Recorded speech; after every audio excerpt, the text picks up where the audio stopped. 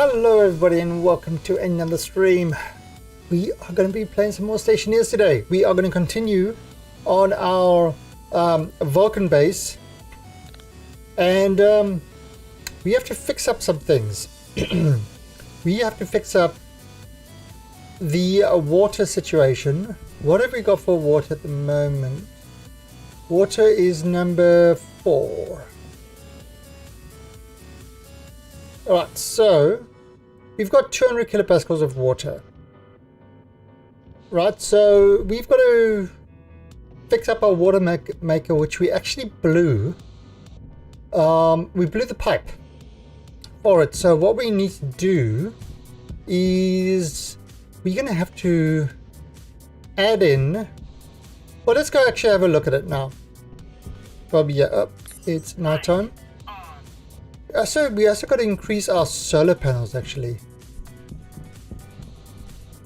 Yeah, we've got to do more solar panels and stuff like that. The sun is coming up now, so we can't do anything upstairs. But let's just go have a look at what's going on with our water. Yeah, I could put more lights here so I could actually see without my torch, but that's like a lot of effort. And we don't like effort. Alright, this is the cooler room. And now we're getting into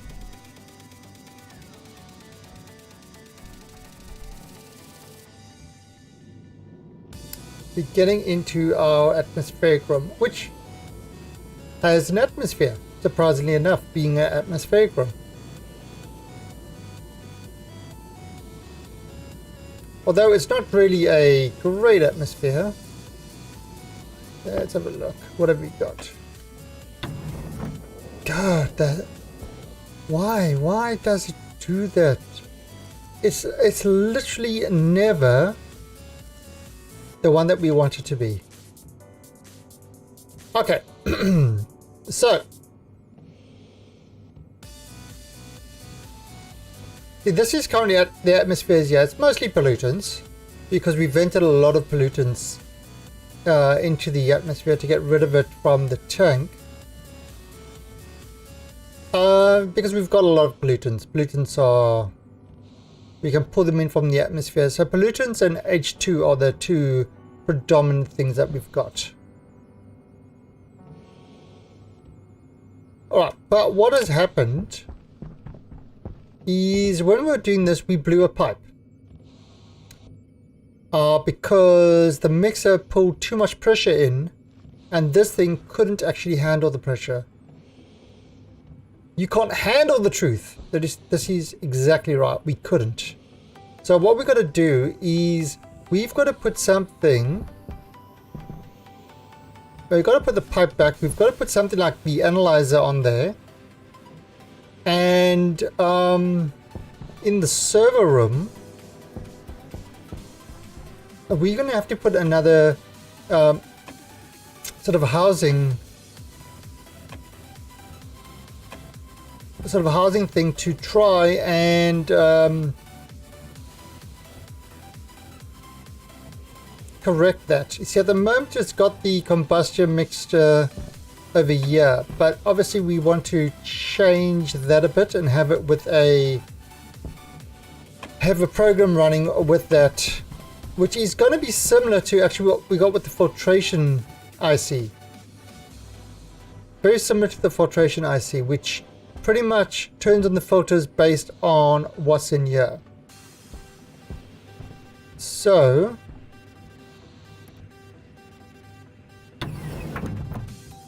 let's go grab, let's make an analyzer. Oh, I didn't actually check. I had pipes there. I will make one pipe. Should be alright.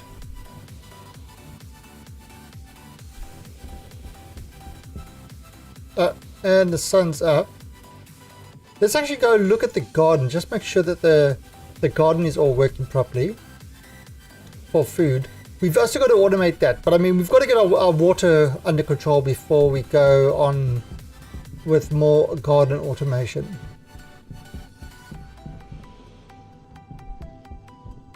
So you can see kind of we've got all this over there. That's all working.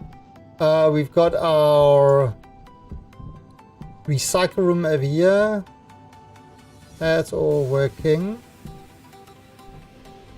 And we've got our garden over here. And this is all working.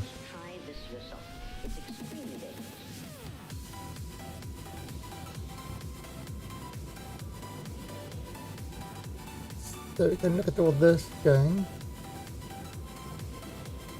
Right, now the air over here is, again, very different to what it was down in the atmosphere room. What I'm pumping in is I'm pumping in 90% carbon dioxide, 10% O2. Say, oh, it's on 12%. And that's because every time it gets above, the plants produce oxygen. Every time it gets above 12%, we've got a circuit here that will fire off this guy and get rid of the excess O2, allowing more carbon dioxide to come in.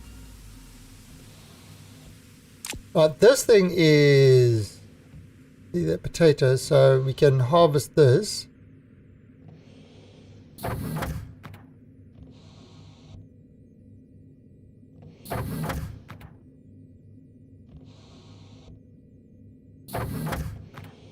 And what? Hunger, caution. Oh, I am hungry, so let me grab that. Oh, that is planting. Right, so we've got to automate this. So there's your potatoes. Can I put them in there? No. Cool. So I'll take these and put them in our vending machine. Yeah, we've got to do these into a vending machine as well. So there's definitely some work to do over there. Right, but let's go and make the things we need to go downstairs.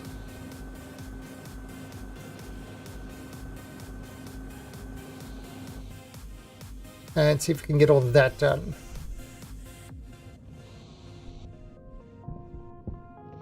All right.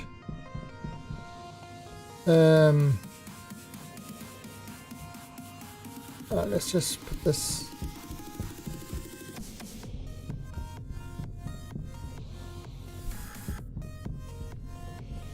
This in there.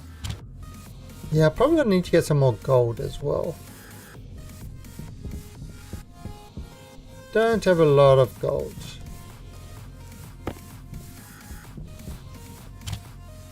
Just put it there. Alright, we don't have. I've got some pipes. We need a pressure.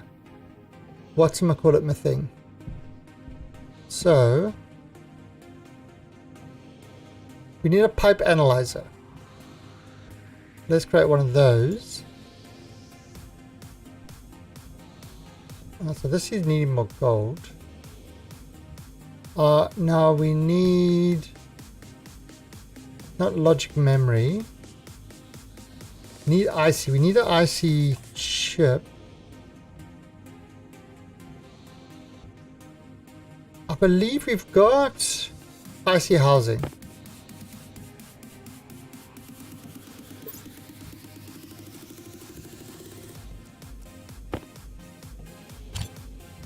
Okay, so we've got the IC housing. We just need the IC chip.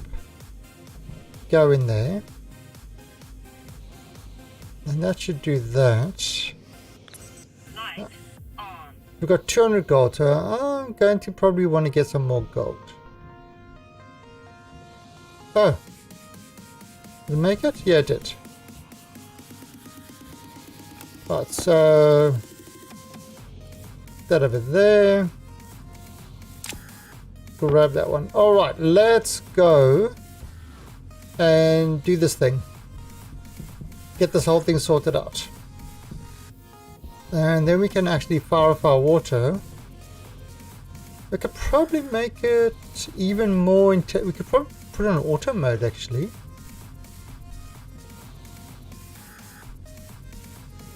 Though we need oxygen, so I'm not sure. We will decide as we're making it. Decide what to do with this whole thing.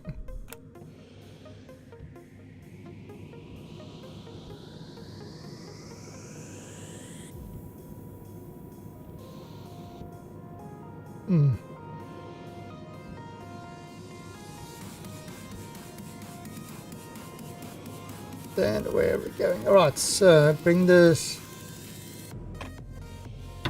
There we go. Alright, so let's put this guy over there. And place a chip in there. And let's call this water maker IC. Okay. Now we're also going to put in the pipe over here. There. You can then analyzer. Perfect. Okay.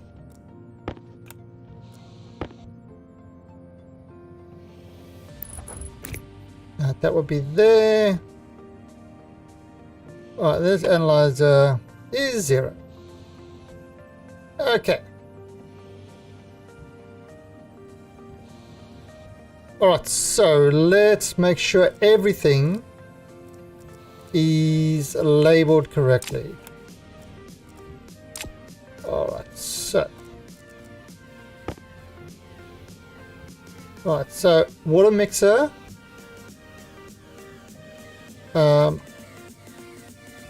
Water analyzer, water combustor,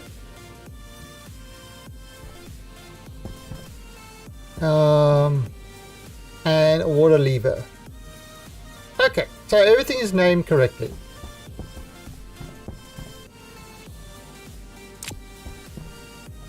Alright, so let's do this.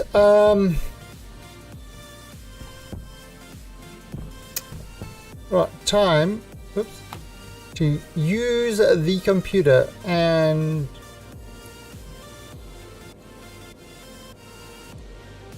right, let's see.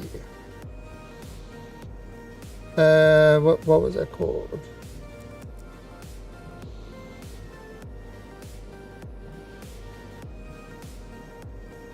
Water Maker IC. Okay. And edit. Alright, so this is... we're going to modify this one. So we've got the water analyzer. We're going to have... let's call it water analyzer, not water batch. We're going to have water mixer. We're gonna have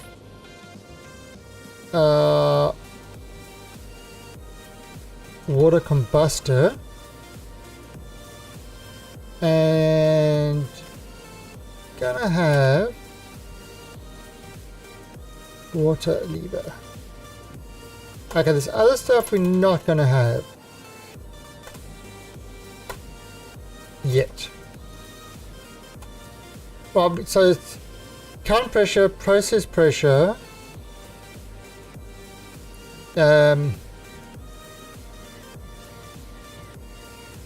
let's call it alias. Oh, what's happened? Oh, there. The lever on R2. Change to R3. Change this.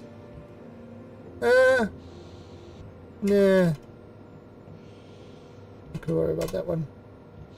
Okay. So we have the process pressure.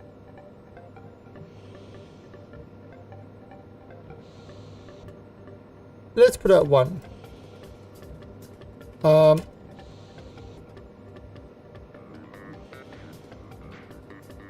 And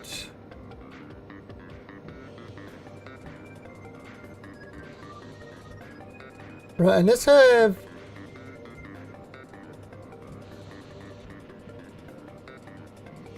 actually, let's do this 10 and 11. And okay, so it's current pressure. Then have alias max pressure. R2. Okay. So we're going to have the max pressure. So this is the pressure. This will be the pressure where the mixer will shut off. So it's too much pressure. And we're going to have this as 1 megapixel, I think.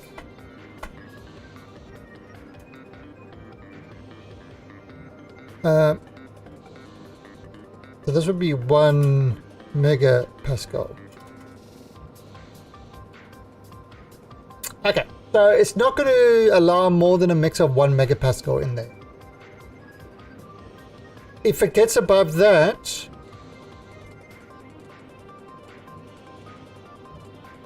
yeah, I don't even know if we're going to have the process pressure. Anyway, water anal. All right, so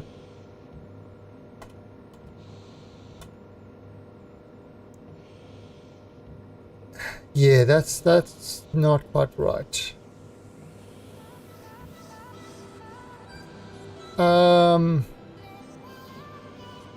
Yeah, a lot of this is wrong. Okay, we're going to change this as we go down. All right, so at the start, it gets the current pressure of the pipe.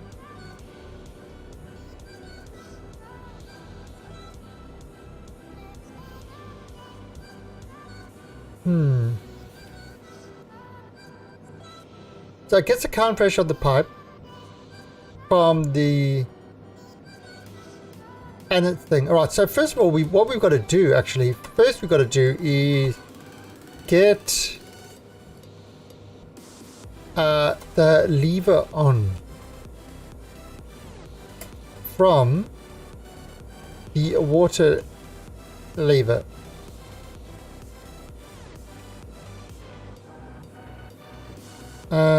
What's it? Is it on? What does the water lever have actually? Let's have a look there. Lever.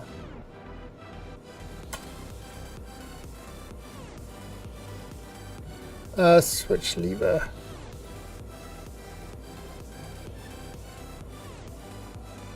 Okay.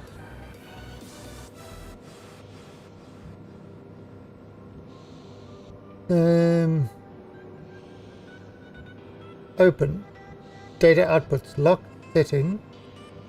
Open.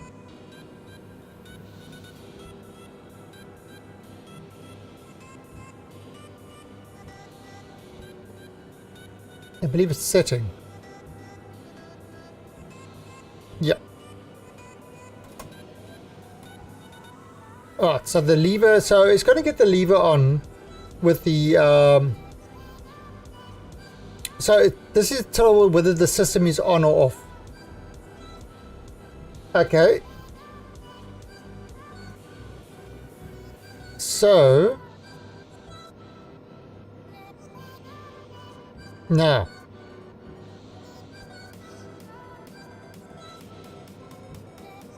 branch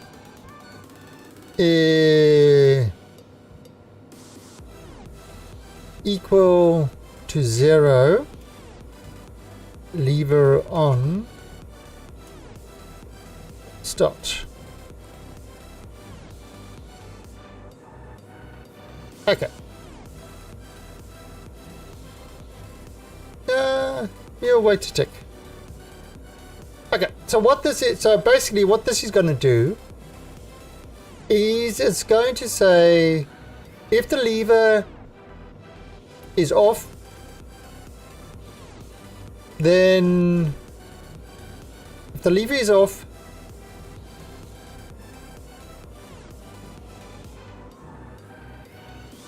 so it'll go back to the beginning because there's nothing to do.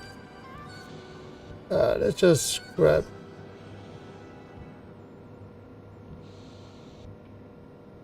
Get rid of this stuff.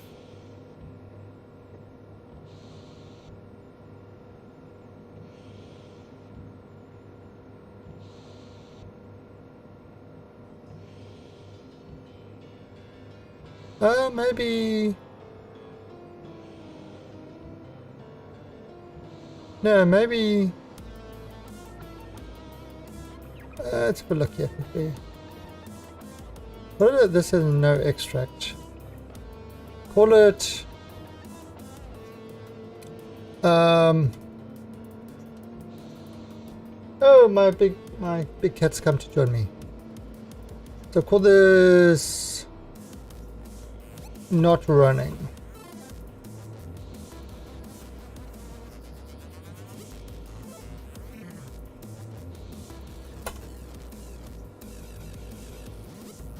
Okay, there we go. So it doesn't need to do all the other reads and stuff like that.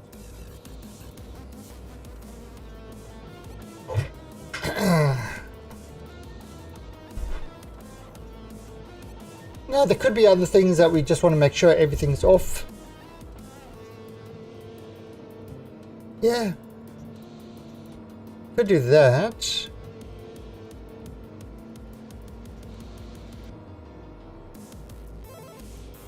So set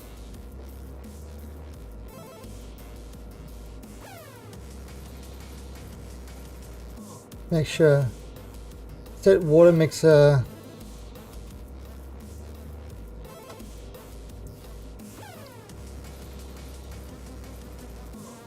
set water mixer off,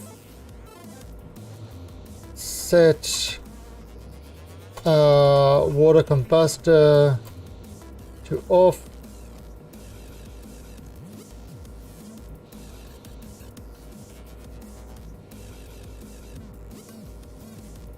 Then actually we can set water.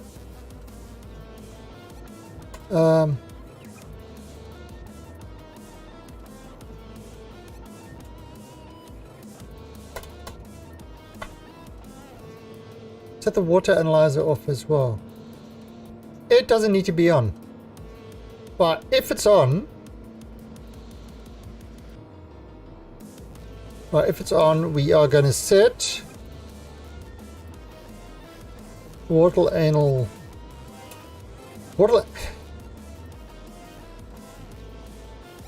That's just wrong. Okay, we're going to set that to on.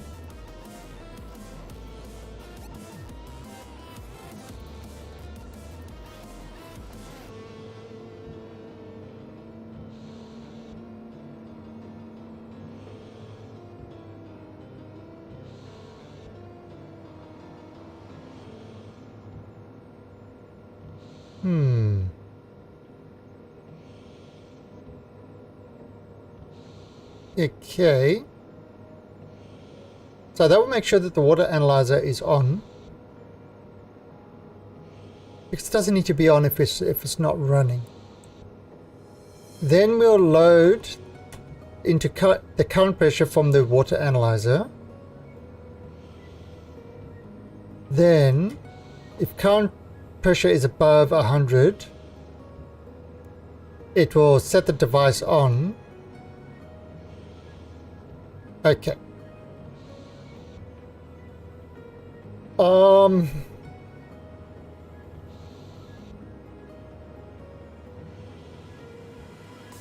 And this is mixer. Let's call it instead of device on. Let's call this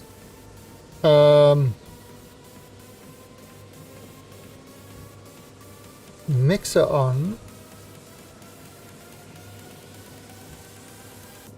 combustor on. Okay, so we're gonna. So those are the various things that we are going to set. Ugh, what stupid thing. All right. So if S is less than Alright, this will be mixer. So the mixer will, so we're going to set the mixer on if the current pressure is less than the max pressure. So that will turn the mixer on depending on what the current pressure is versus the max pressure.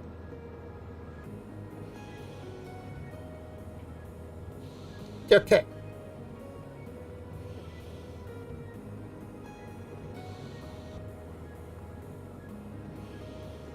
So then the combustor, let's see, call this combustor.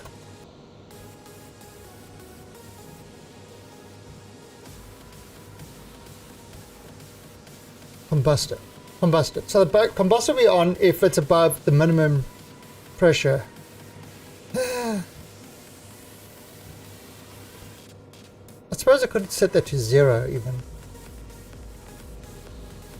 We can change that. We can, you know, so there can be elements of it. Okay. So this will make sure that it will be below 1 megapascal in that tube. Alright, now we've got to turn the devices on. So set. Bring this guy over there. Set water mixer on.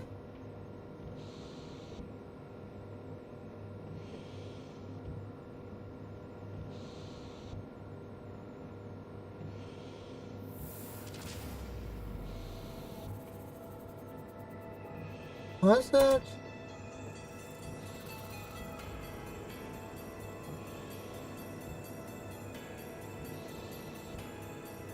Mixer on. Why is it not working? Water mixer. Ah, there. So set water mixer on. Set water combustor on. Placed on combustor on.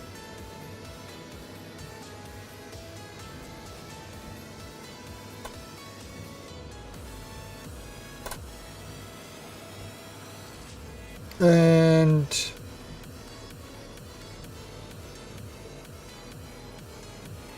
then jump,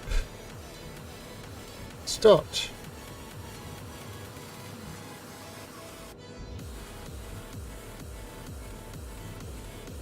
Right, this, can get rid of this.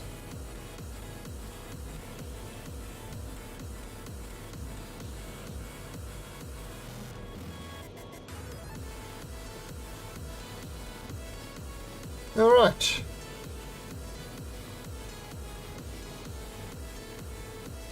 So that's basically the simple thing. Let's save this and call this water mixer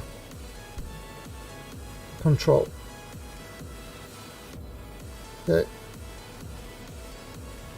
Controlling the mixer.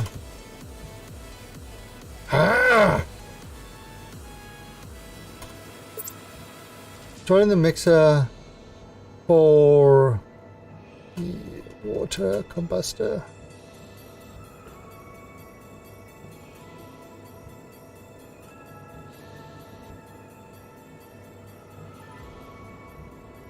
Okay. Add to the water meter IC export.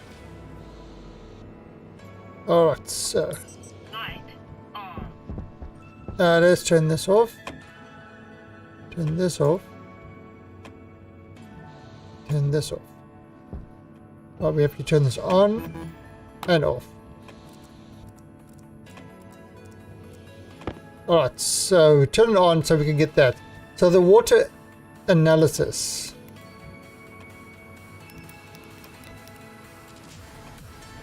Water analyzer. Water mixer.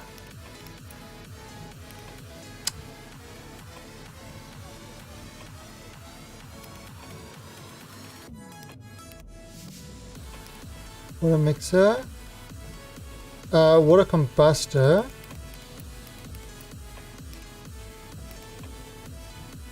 And water lever.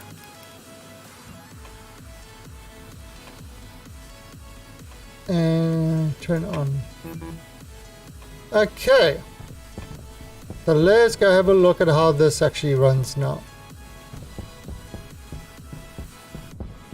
Alright, so that's off. Let's have a look. Turn on.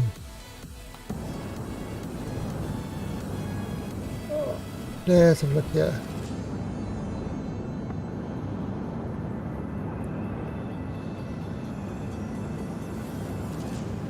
Alright, look at that. It's keeping it above 100. I mean, it's creeping up.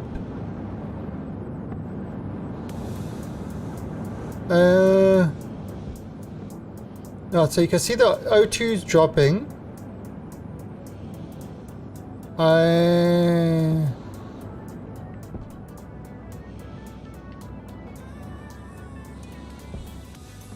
the H2O pressure not really changing that much. If we look here, the water molecules are increasing.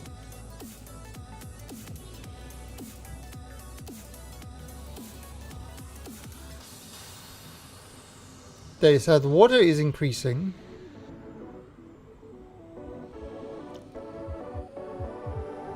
So this is definitely working. I mean, that is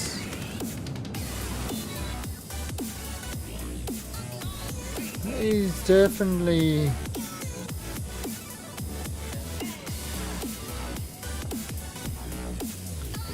going up. See, already 14-15% water. It's really cold in this pipe though. Right, now when it gets to 300, let's go over there so we can see it. When it gets to 300, those things should pop on.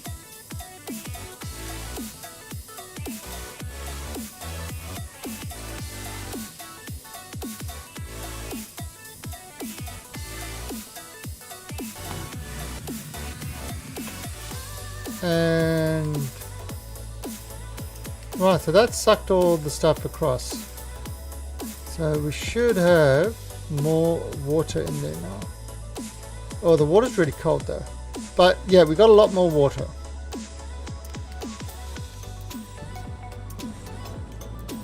Right. And you see, this is working.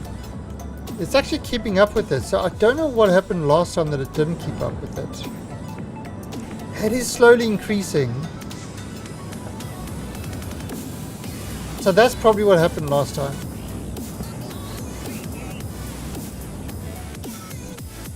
Alright, so if I turn this off now.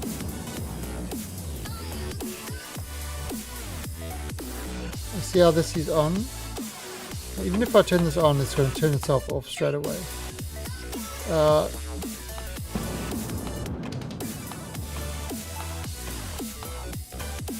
Yeah, okay. That's making sure it's staying off. Alright, so that's actually working. So,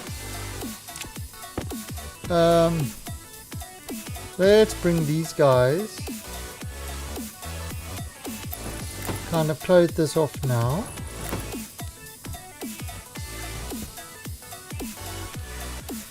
So see, there's my O2.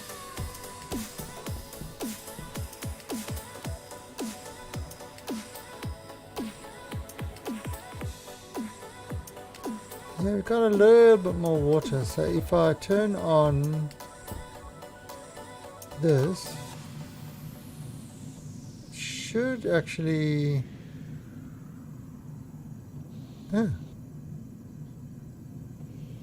Sure, the H2O pressure is increasing.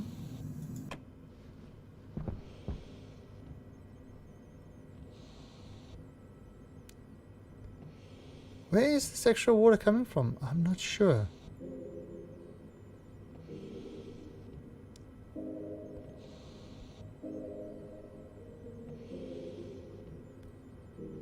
I'm not sure where this extra water is coming from.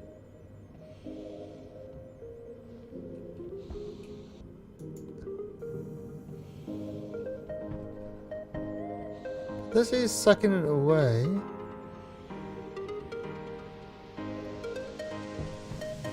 Maybe it's happening naturally. Anyway, so that's that's working. Power looks good. Alright, so let's get rid of these guys. So we don't kind of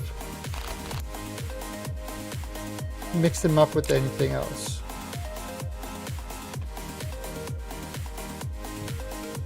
What is this one? Oh, this is...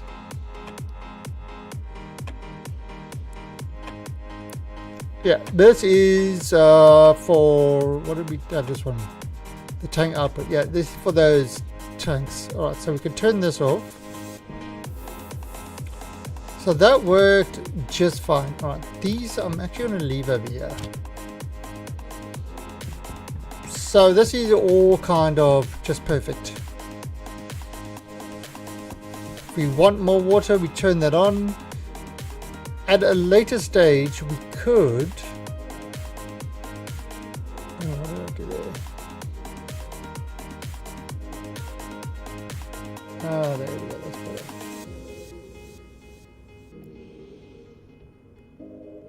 At a later stage, what we could do... is that the right thing? Oh, there it is. Okay. Yeah, at a later stage, we could...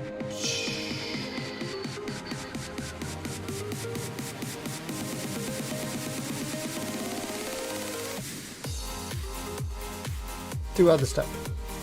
We could actually turn it on automatically if the water drops below a certain amount or the oxygen gets, so, you know, above a certain amount, depending on, you know, could have other things being read into it if we really wanted to. Okay, but so far that is everything.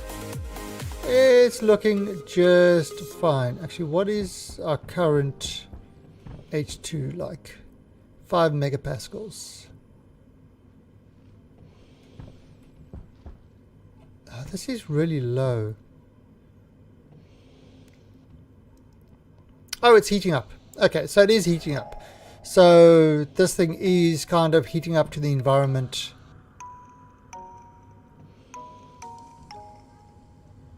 Yeah, so it's slowly heating this water up to 20 degrees. So that's kind of why having these guys on everything does help.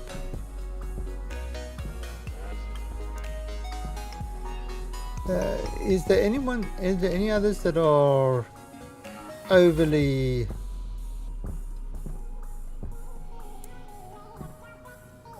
hot or anything like that? No, they're all around that. I might actually put in 1 or 2 more over there. Have I got any more? No, that's passive rate.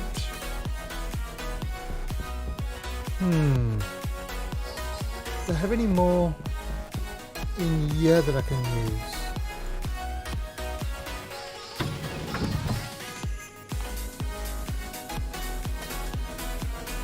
Oh, and my hunger is going to start getting the better of me.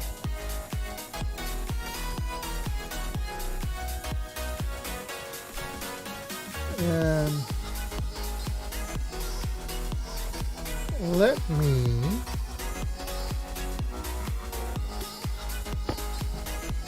grab another one.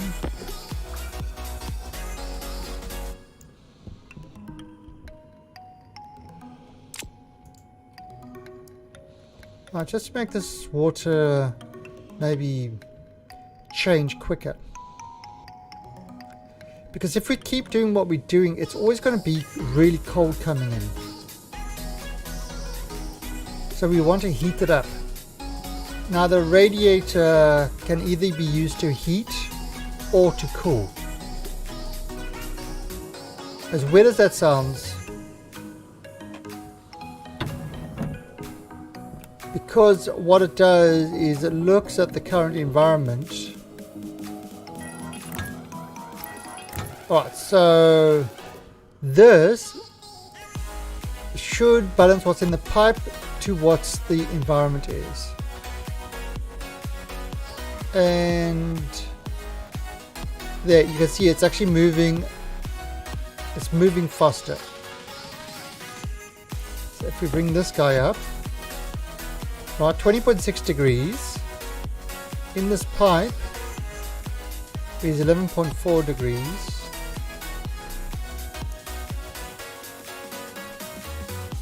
The room is 20, so it's going to be working on getting what's in the pipe the same as what's in the room. So maintain that good 20 degree heat. See this guy, he's 20 degrees. See everything. Oh, there's nothing in this pipe. Yeah, so there's nothing in this pipe because this thing makes sure that there's nothing stays in that pipe. Alright, now this one we could actually change this to have a multiple of fills if you wanted to. What I'd have to do is I'd have to have a whole lot of pipes coming through and then joining over here, and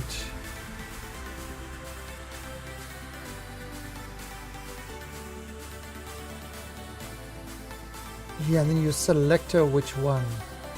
Yeah, it could be an interesting one. Probably not going to do that one, but right, the other thing I've got to do is I've got to get myself some more gold, I think. So I've got to go out at night and farm some more gold. This cooling room is working too well, actually.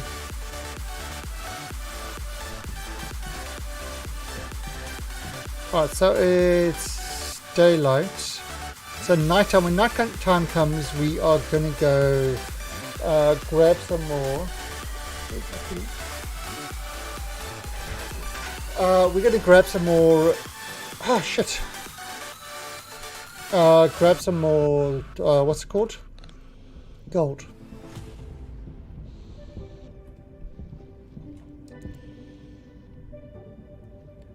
However, what I do want to do, it's not a muffin. Can I grab more? Grab another one of these.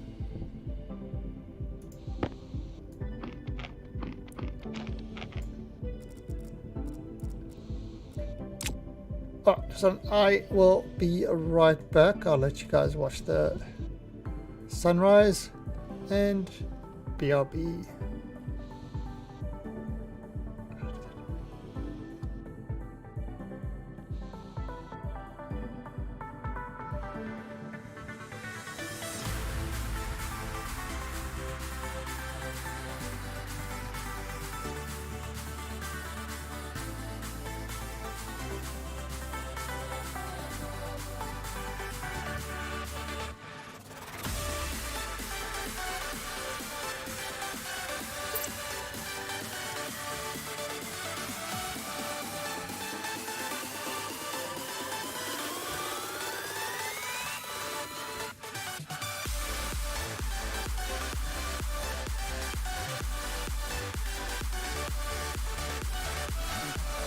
Okay, we are back.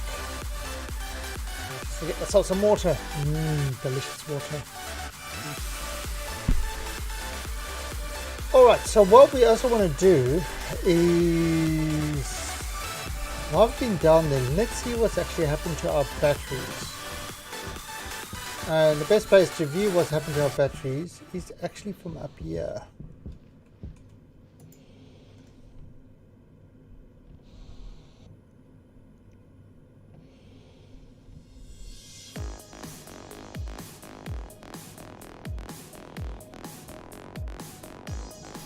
Yes, at the moment this is actually providing us with all our oxygen that we are currently using in our base.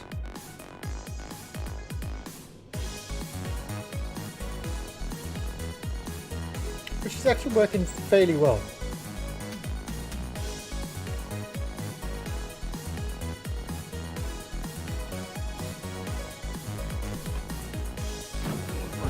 Okay. Yeah, look at that. Our batteries are pretty bad shape. So we've got to make a lot more solar panels, I think.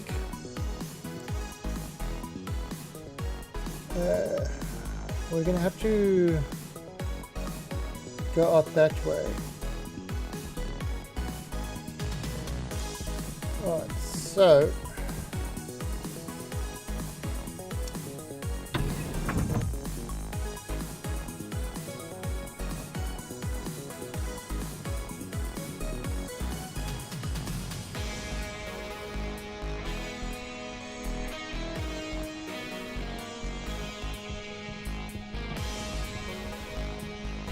I mean, everything's got their own battery, but it's, you know, excess power. You're not having a lot of excess power. That's kind of the issue. Alright, so if I look at solar panel needs iron, gold, and copper.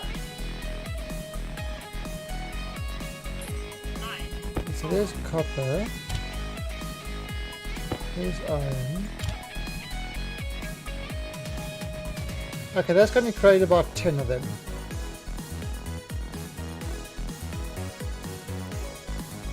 Less than 10. That's alright. We are going to need a lot of steel frames.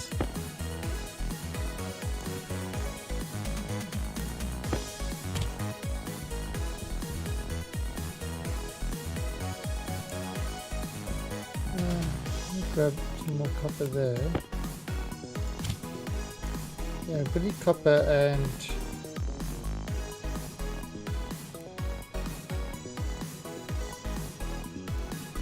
more iron.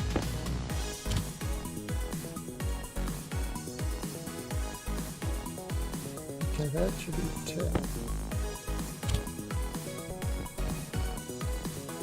Oh, so that's 10. All right. So let's grab these guys. I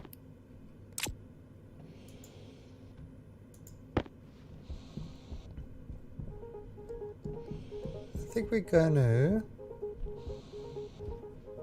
just put these guys over here. In the meantime.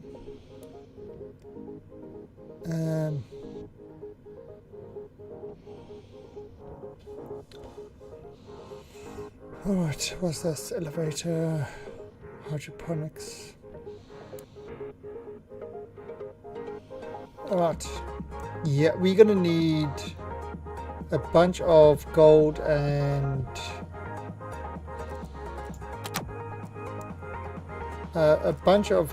copper, I believe. Okay.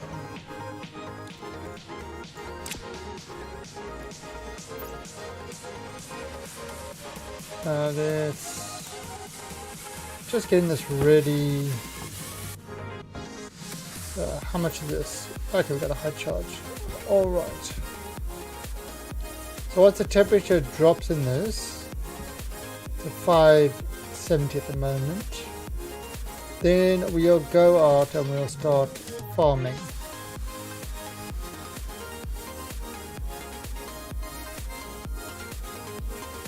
And yeah, we're going to need a lot of heavy watt cable as well.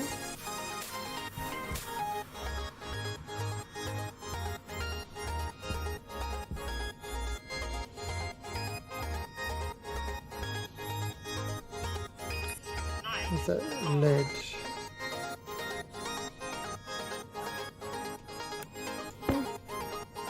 I'll throw that in to help.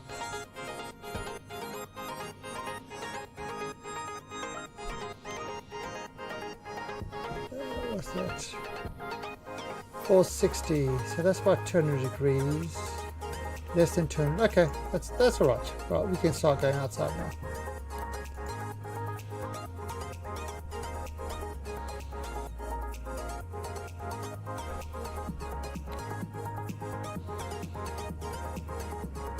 Now, gold and copper is what we really want.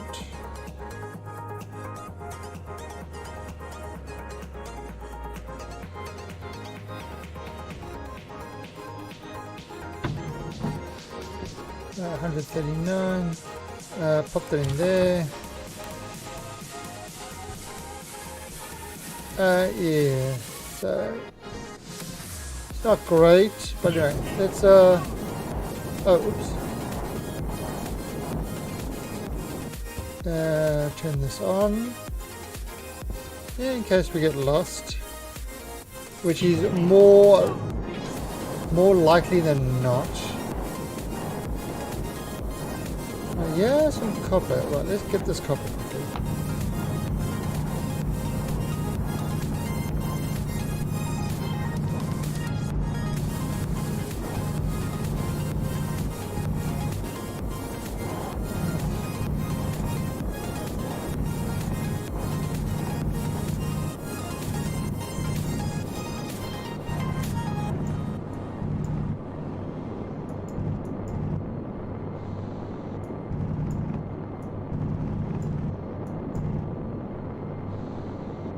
Okay,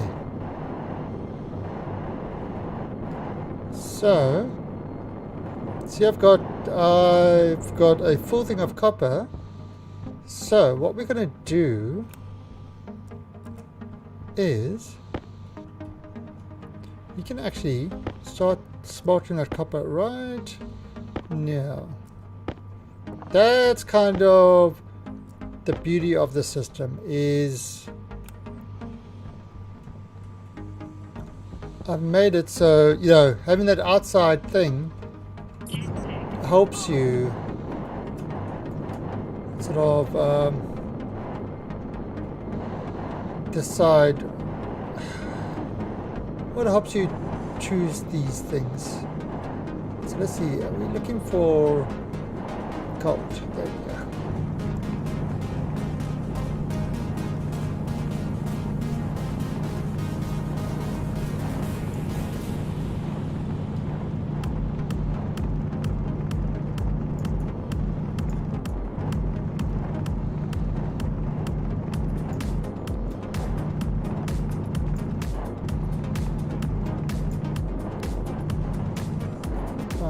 This is getting kind of dangerous.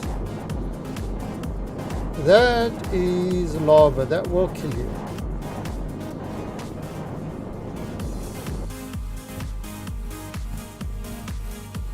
Let's see if there's any more gold I can get.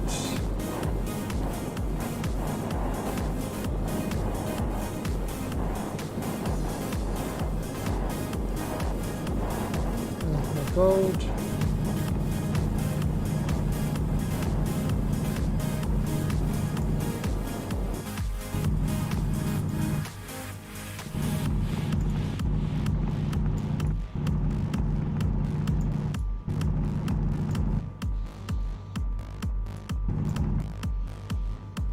Let's just move this there.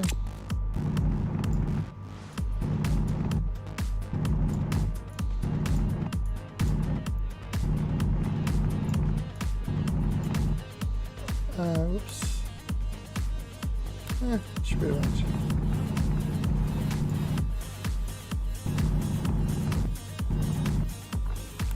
Okay. Ah, crap. It fell down there, so it got. Alright. And you see that light? Makes it so much easier to find my base.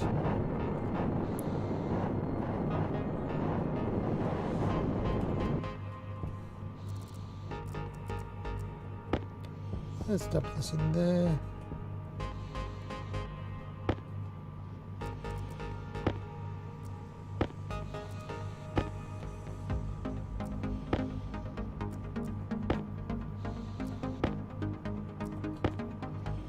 Now you can kind of see everything being queued up to get smelted. Alright.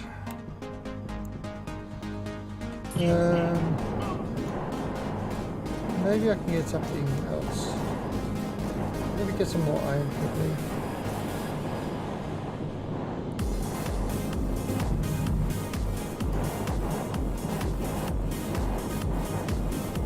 Come on. Iron, where are you? Oh, there's iron down there.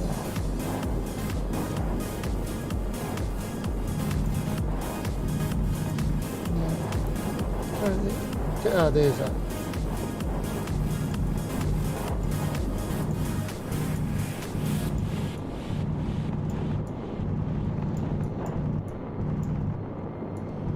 Don't want to get nickel.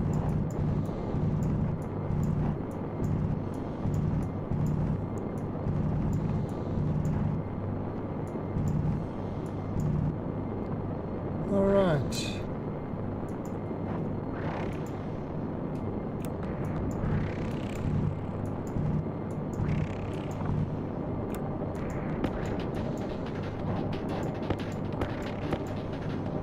Ready?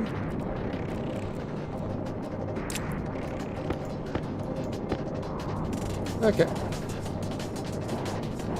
Back to the base.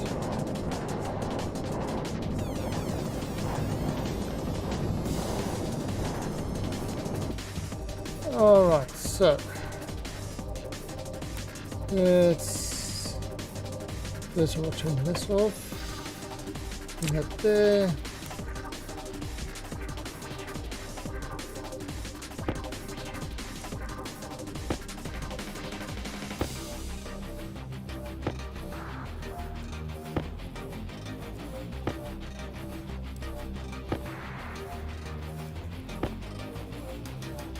Alright, so that whole queue is pretty damn full. So this little smelter is going to be busy for a while. Right. So now let's see what we're going to do over here. Alright, so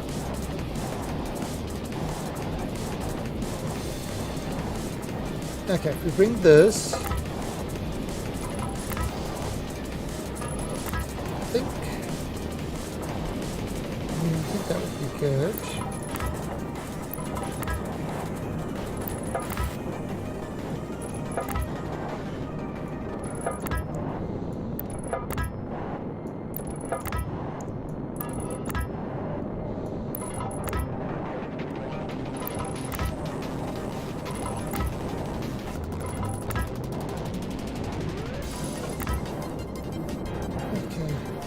Probably one more would be better. And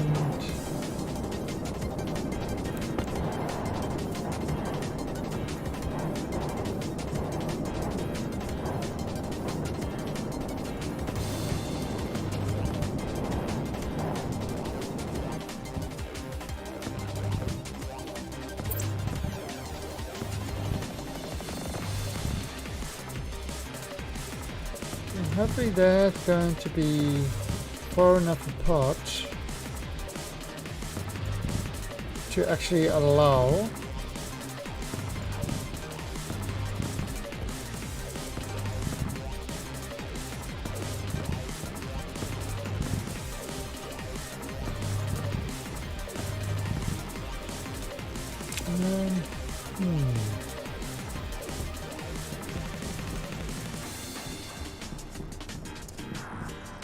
okay.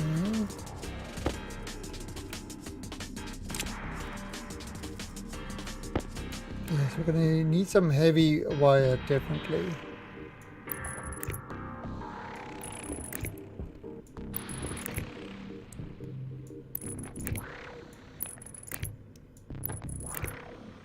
Yeah, because we're going to have to wire up this whole thing over there. to go all the way through. How much is it? 1, 2, 3, 4, 5, 6, 7, 8, 9, 10, 11, 12, 13, 14. So it's going to be 14. I have to make another 5. Alright. Bye, son. Yes, we need some more steel frames. We need some to create more of those things. We need some heavy cable. So, I'm going to make another 5 panels. Oh, and you can see here's the sort of... It is smelting. So let's put that in there. Alright, so I need another 5.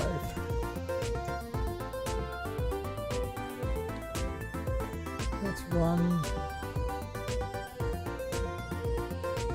2,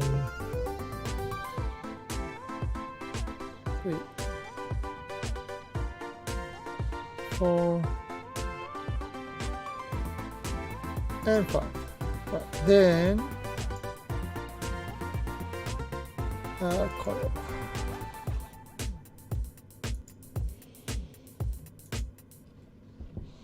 So let's bring that. So we make some heavy coil wire.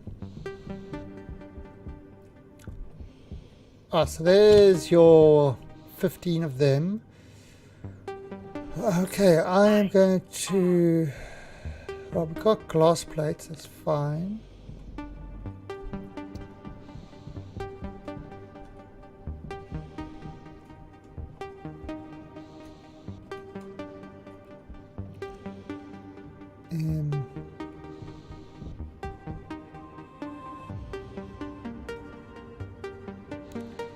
Right, we are going to need steel. Need some steel frames and probably some steel itself.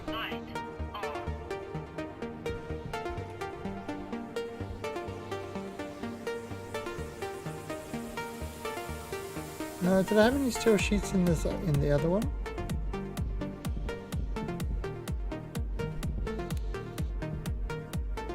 That's glass. There are 2, okay. That can fit there. Alright. So we're not doing another generator or anything like that. We are just relying on nuclear power. And you can see what's happening here. You see how that stuff is just dropping.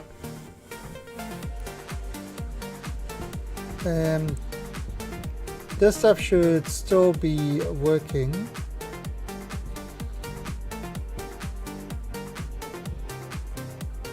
Yeah, I can still see this. Let's go and have a look quickly.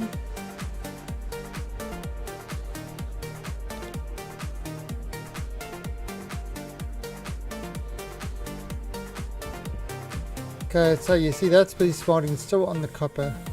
So it's going to be busy for a while. And it's going to use up a lot of battery. It's also going to produce a lot of gases, which are going to go into our system.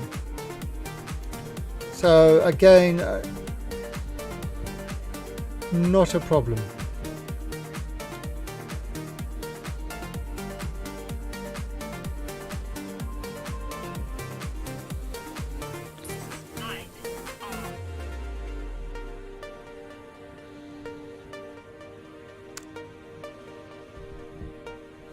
I want at least a full stack. How much is there? Okay, 41, 3, 4, 5, 6. Let's try that.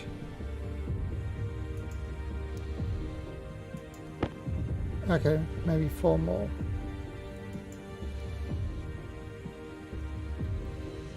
One. Two. 3. And 4. Okay, and then this. Maybe do like 10.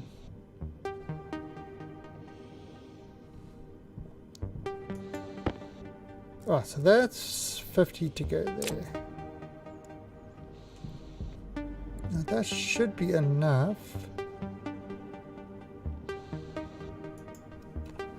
And get the steel sheets, a bunch of those.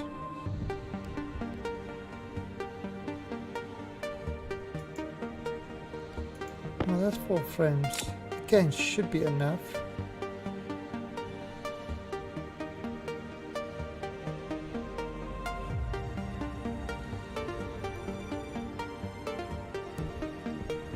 Water 263. Oh wow. What's the oxygen like? 192. Okay. Nice.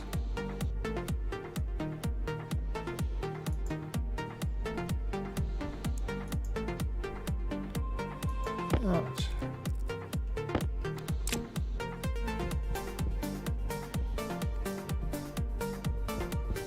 Oh, that's still there. So there should be like 10k. Well, soon this should be like 20k coming in. Once we get this other stuff set up.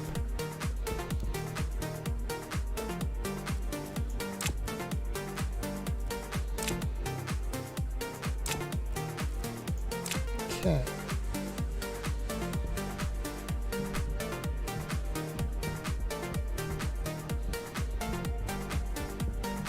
And yeah, this is 100. Let's dump this there. Alright, I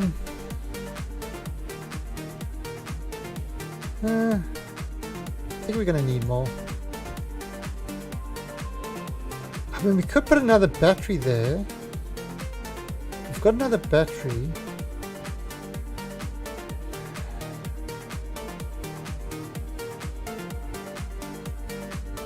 Could. Not a copper ingot.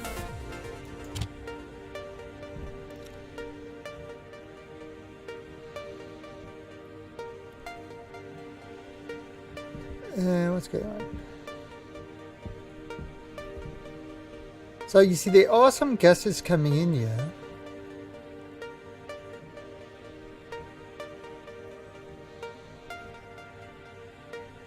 So there's definitely gases from the vent thing coming in.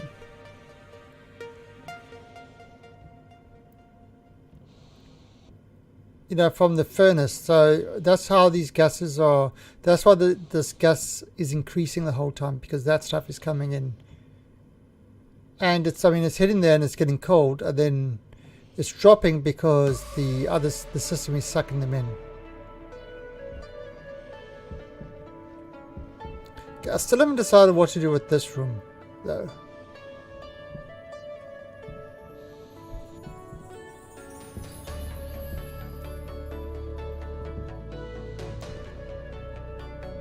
But this is going to go out that way, and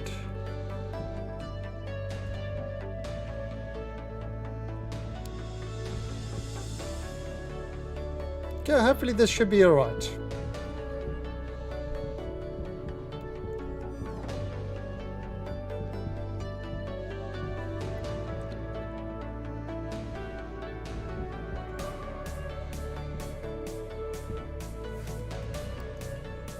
Okay, got enough silicone.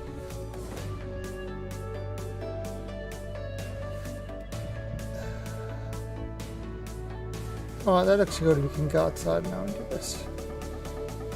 So let's just stop this and head off and do this thing.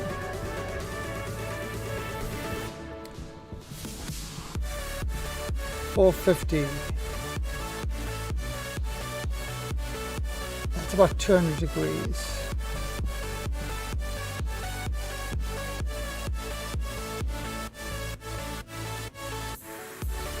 Actually, what is my battery like over here? Oh, it's still green.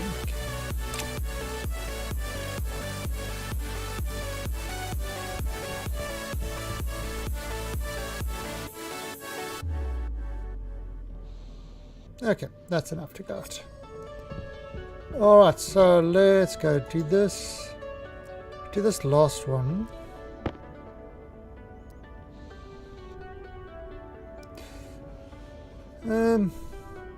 Suppose I'll see.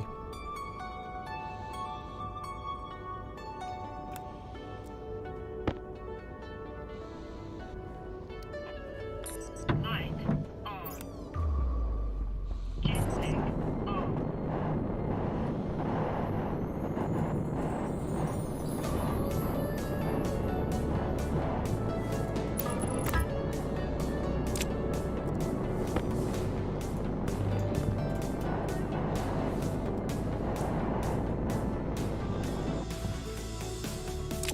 Right, let's do this guy first.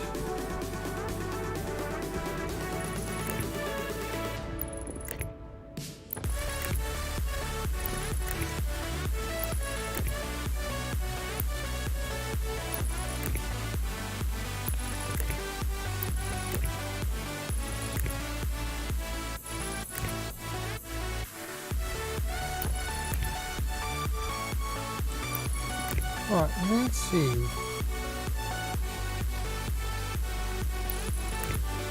Okay, let's actually do this thing.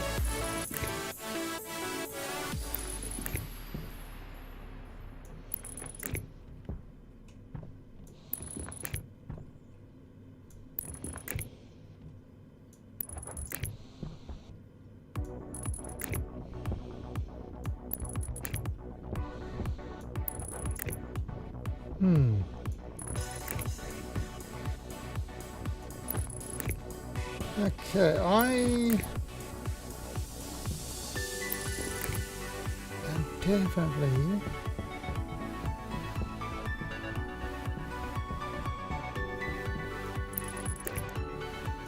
yep, I am definitely more.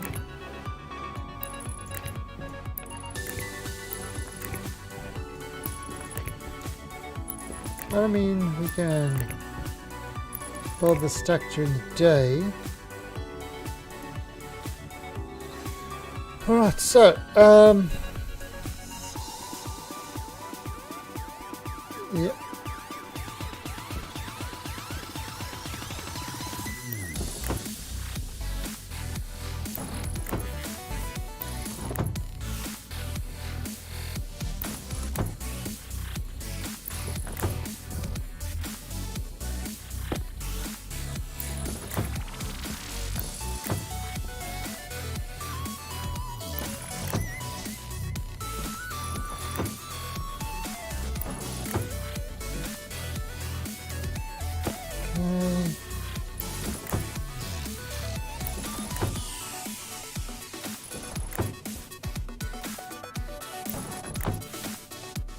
Oh, how much is left? One left.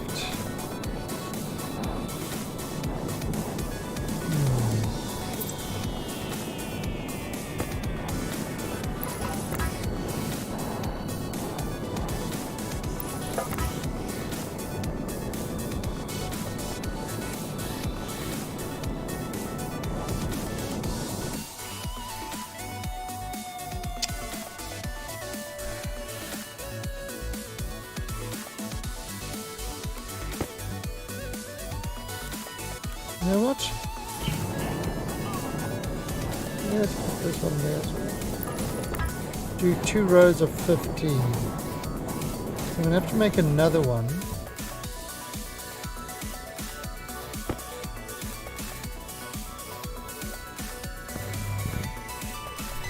Oops.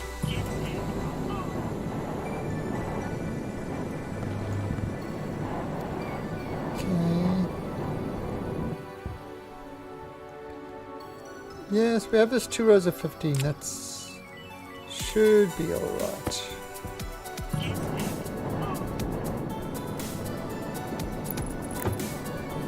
Okay, now.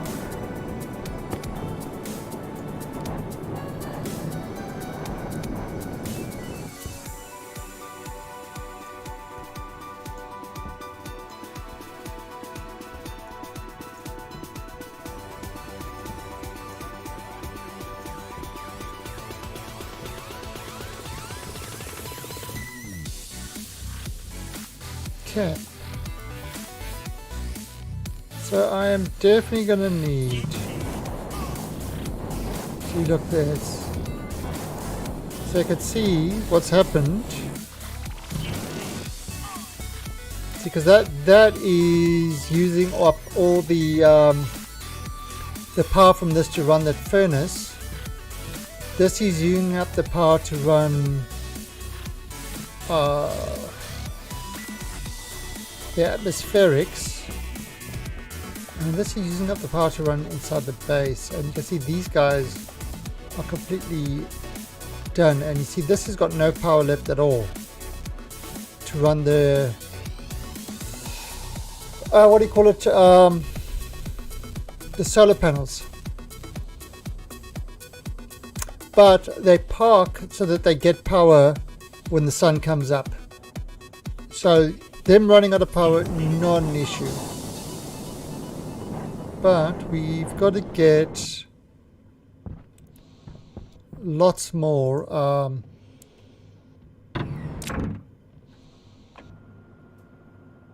got to get lots more cable.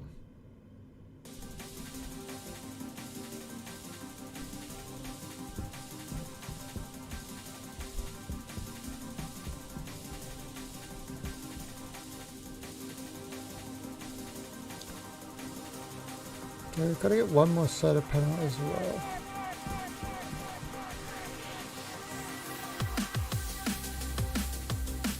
Okay, so this should be making gold now, I think.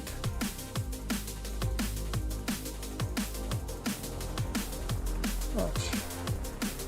Actually, I should actually have something that has a digital readout of what's actually in here. I wonder if I can do that. Can I do that? Actually have a digital readout what is actually in the stacker.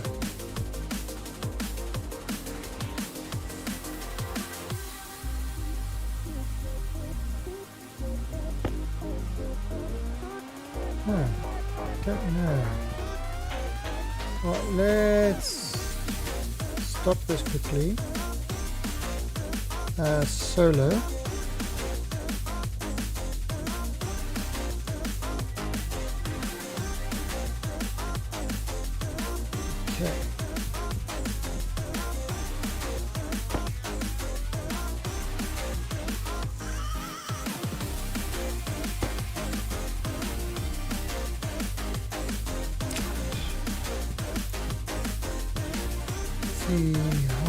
I don't know how close we are to sunrise.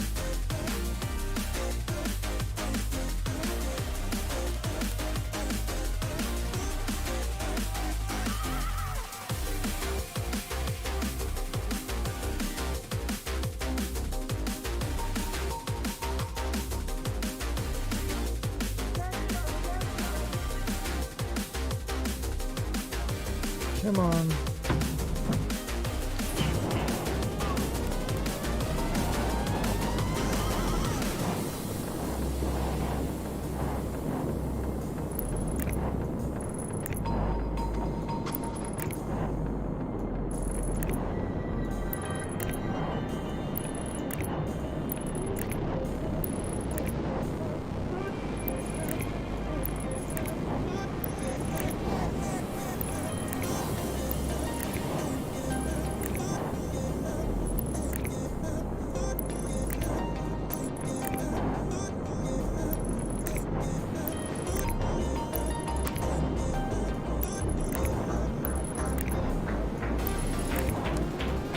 This should double our, there comes the sun.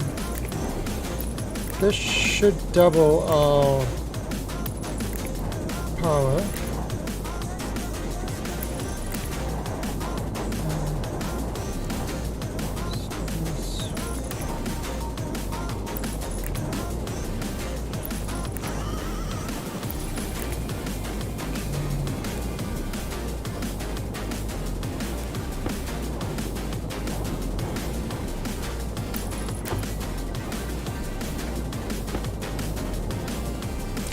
Alright.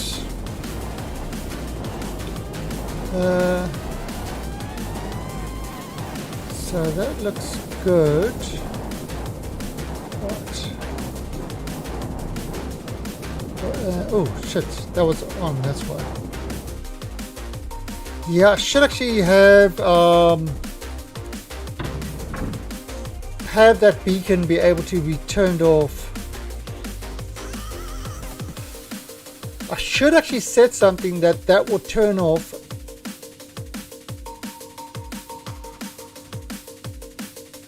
if the sun is up.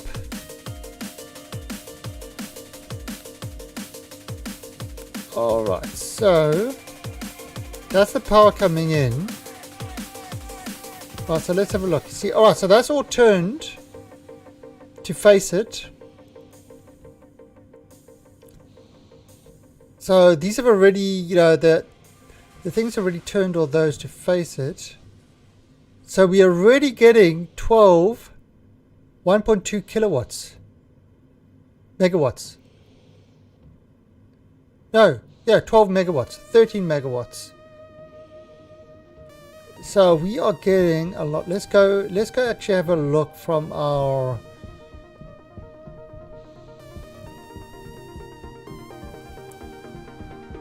Hey, Brother Eden.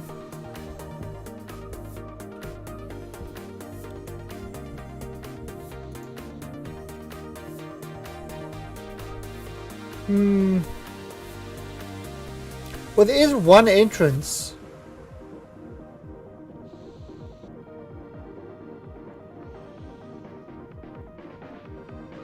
There is one entrance.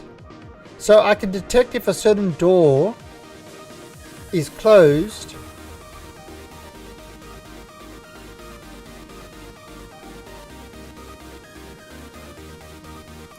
It's kind of like how I've got the in the let's just okay, so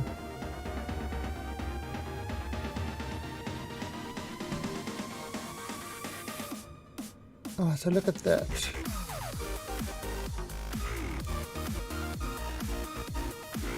Oh, so everything's been refilled now. All the power's been refilled on all the batteries. It's not quite filling up just yet.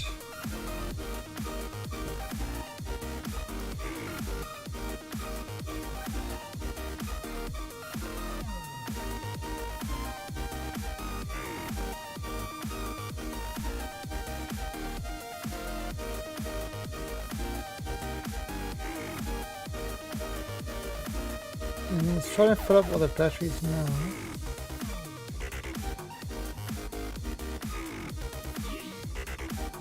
Yeah, so what I could do... I'm not going to bother with that just yet. Let's see. I mean, we should be getting on to at least 20 megawatts.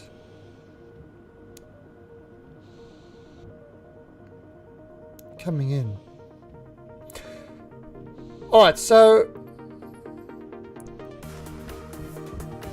let me have a look here.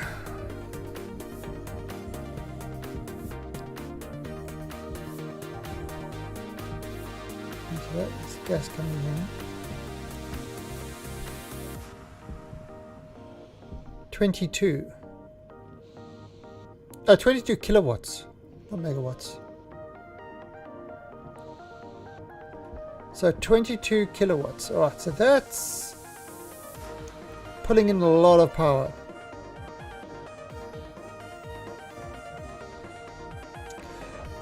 So this is what I'm thinking. What I could do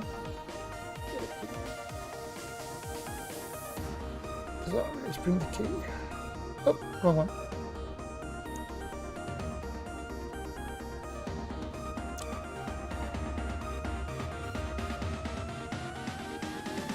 Hello to everybody, kitty. Like, screw you, I'm trying to sleep, human. So this is the other one I could do. If this door is closed, not that door, or even if this door is open, then the beacon will be on. If this door is closed, the beacon will be off. Because this is the entrance to and from our base. There aren't any other entrances. This is the one and only entrance I've got. Any other entrances are temporary. So if this is open,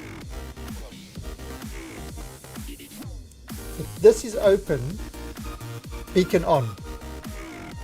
Meaning that whenever I go out, the beacon is automatically on. When I come in, the beacon is closed.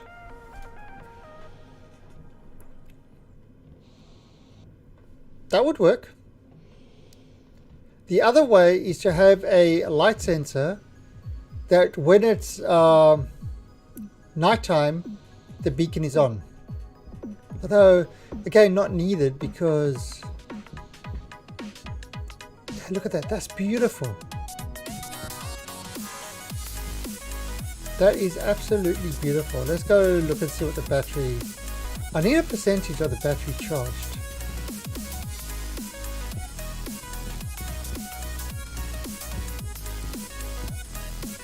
I think maybe the door one is better. But then it's not on unnecessarily.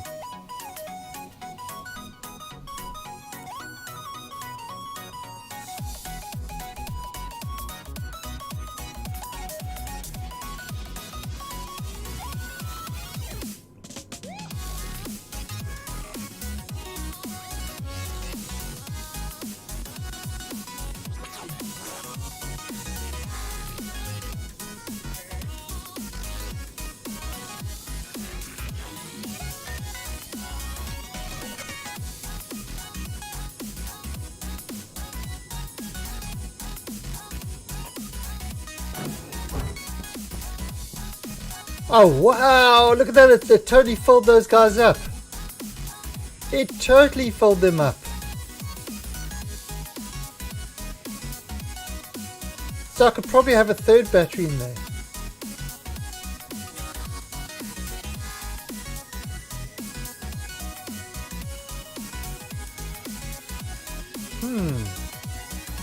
Or I can have another battery further on down the line.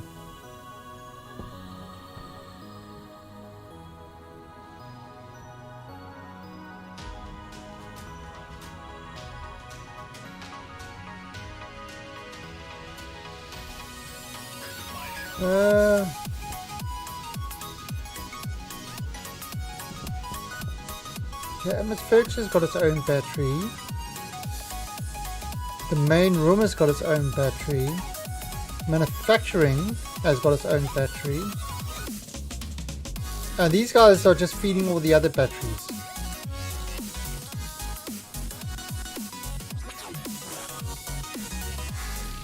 Yeah, I think maybe if I...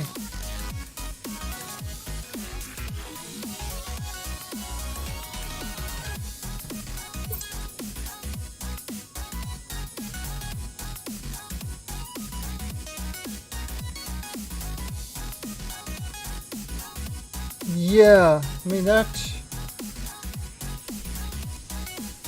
I was just going to have one on the inside.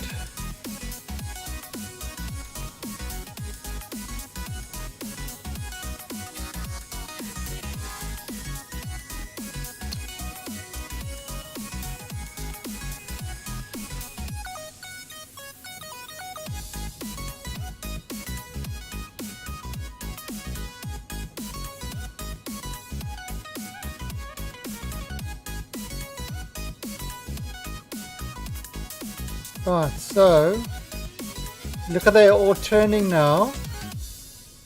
they're all turning into sunrise position. Okay. Light on. Alright, so they're all turned to sunrise position. So if the battery runs out, they will all get at sunrise. That is beautiful. That is beautiful. Yeah, that's definitely problem solved on that side. Light on.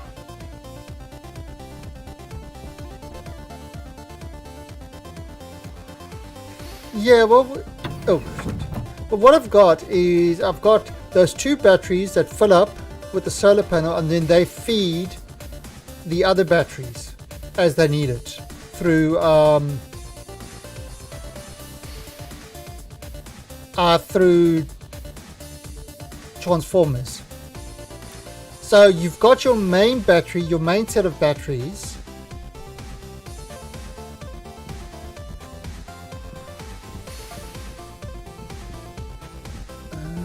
So let's make a couple more heavy coils quickly. So you've got your, you see, here's another battery kit. So you've got your main batteries.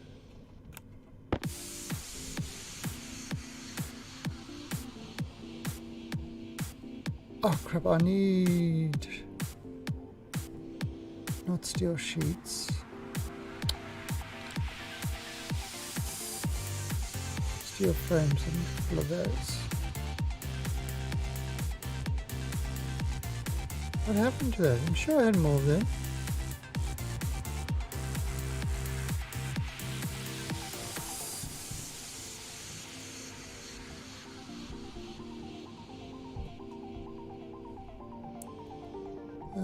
Stop.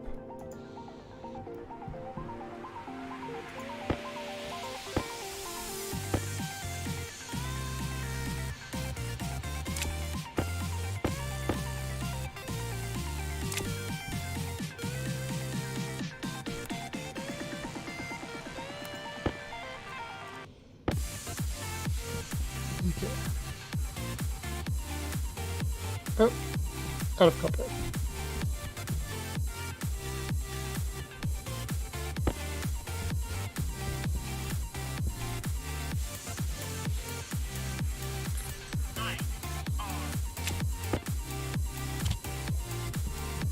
So yeah, he's just getting all this other stuff there. Alright, don't worry about that during the day.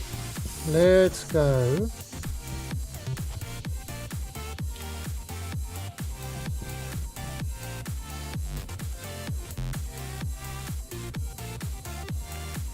For me to make some more batteries.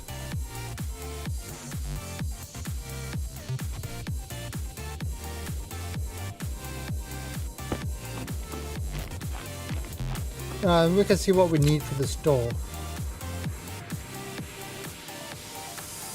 See, I think it's on different circuits, so I'll have to put a mirror thing.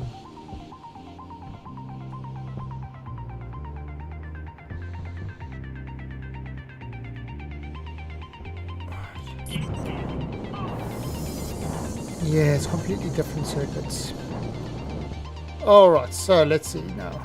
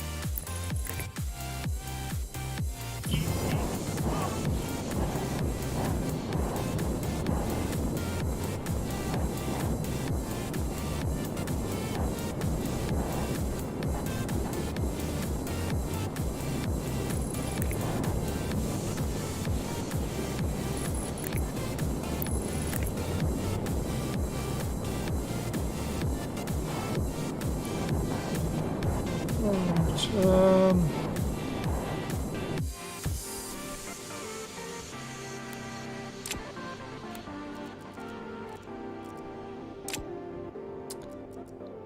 and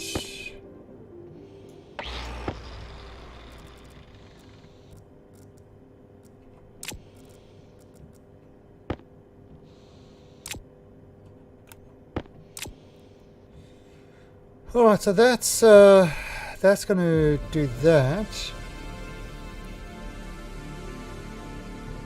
All right, now this one.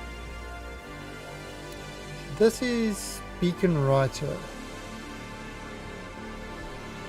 And it's tied into these guys.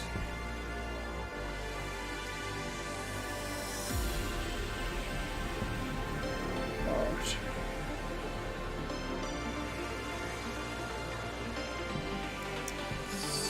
So, and this one, I believe.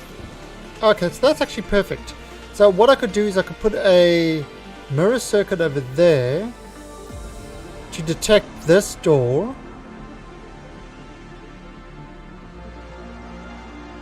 And then another logic over there.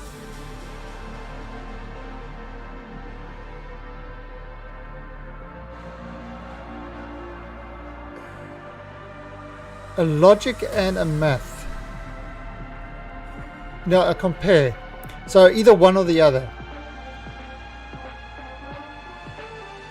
Yeah, so we need a math and 2 logics. And that should do it. Hey, Archibald.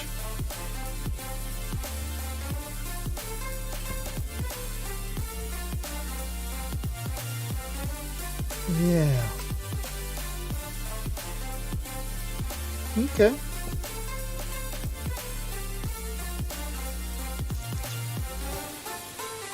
I did turn this one on.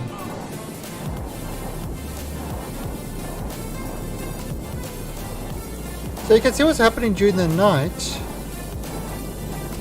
It's draining the others, but these guys are remaining full. But remember, we have got the furnaces running at the moment, doing a lot of furnace work, so that's using up a ton of power.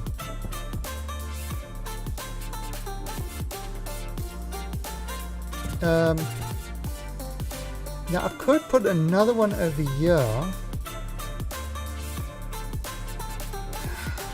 I could put another battery over here actually. Problem is, yeah, then bypass it.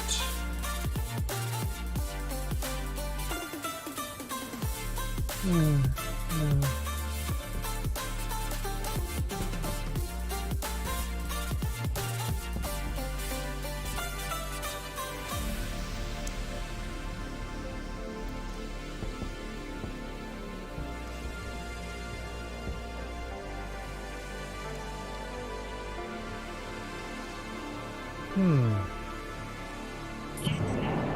Should I be putting in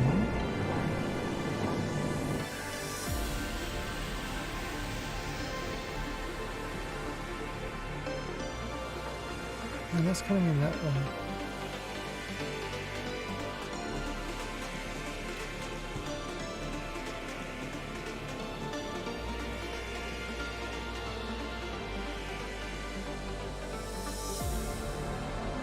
I haven't played either, but this is oh, absolutely, absolutely. This, all right. So you've got 4 like kind of building games. You've got Imperium, Space Engineers, Astroneer, and Stationeers. The most technical by a long shot. Like I mean, a huge margin is Stationeers. The least technical,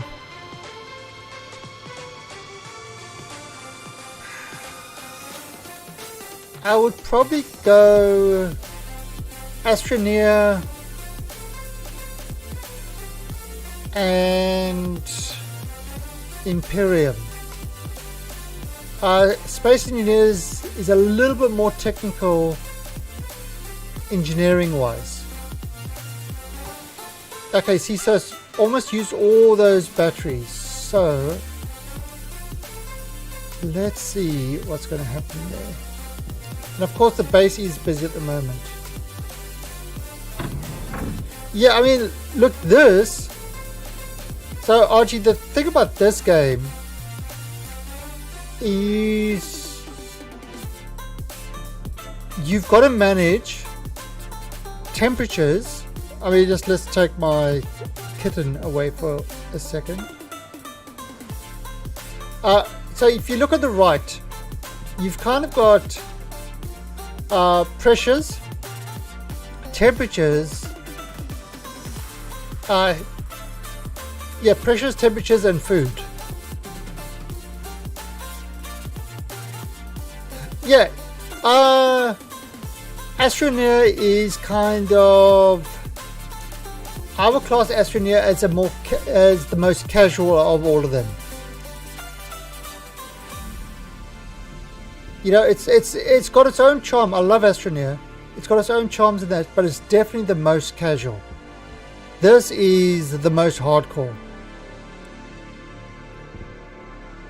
Alright, so there, they are working. So we're getting power.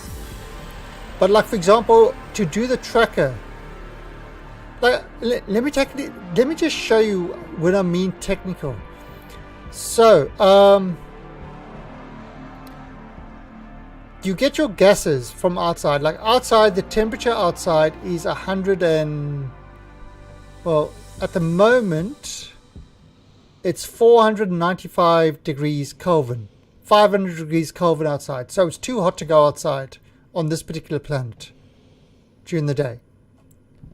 Right, so all your gases coming in. Okay, so I mean, look at this. For example, there. Currently the gases in this room is minus 4.5. If I do something like this, let me bring in a whole lot more gases. So let me pump gases in. So you can see there I'm pumping gases into this furnace. So this furnace will actually work without fuel, just by pumping the outside air in. It's already up to 600 Kelvin, which can make a lot of different metals. You know, and I didn't have to, but you can see the pressure is rising, right? Let's start pumping it into our cool room. So you can see the pressure is dropping because I'm now turned the pump on to go into the cool room.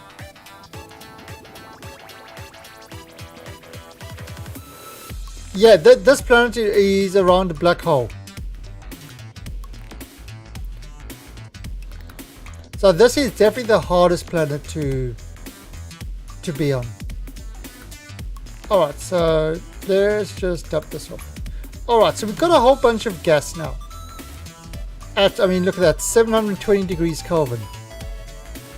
I'm just going to empty out this furnace. So I'll take you through a tour of just how we get gases. I mean, it's got an atmosphere, but you know, it's hot and it's hydrogen. So so this is just an example of just how atmospherics work. And so it's taking me a while to get this all set up. Right, so let's stop this over here. Okay, just close this door. So you see I set it up so it's automatic, these doors. Alright, so we're going into the cool room. Now the cool room is a vacuum, so we've got an airlock to make sure that it remains a vacuum.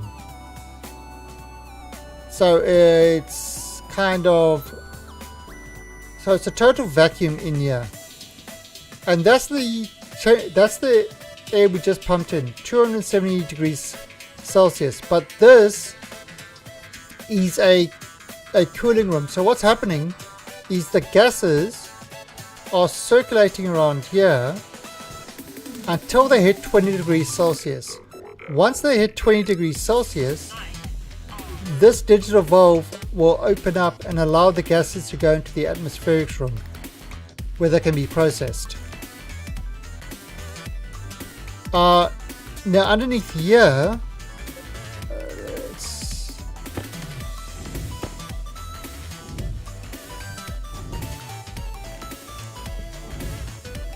these are all the circuits to control this room. So I mean, over here it's looking at the pressure in the room. If the pressure is above, if the pressure is above 0.001, these fans turn on to keep this room in a vacuum. This is the temperature reader. It's looking for 293 Kelvin. So while this temperature is coming in the reader and the memory, while it's above, now if it's less than, then this turns on and it sets this valve to open. Oh yeah, it gets even more. Wait till you. Alright, so let's just put this floor back. Okay, so that's kind of, and you can see this cool room is actually doing its job. It's cooling down the gases.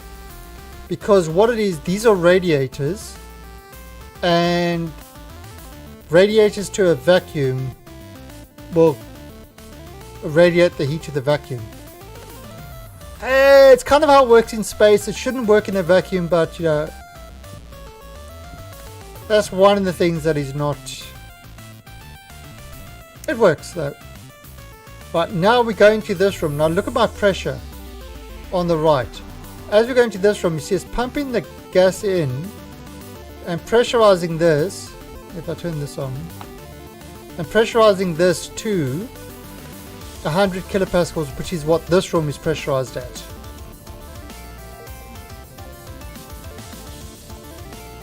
Why is this room pressurized at that? It's so, there you go, 100, and then the airlock opens.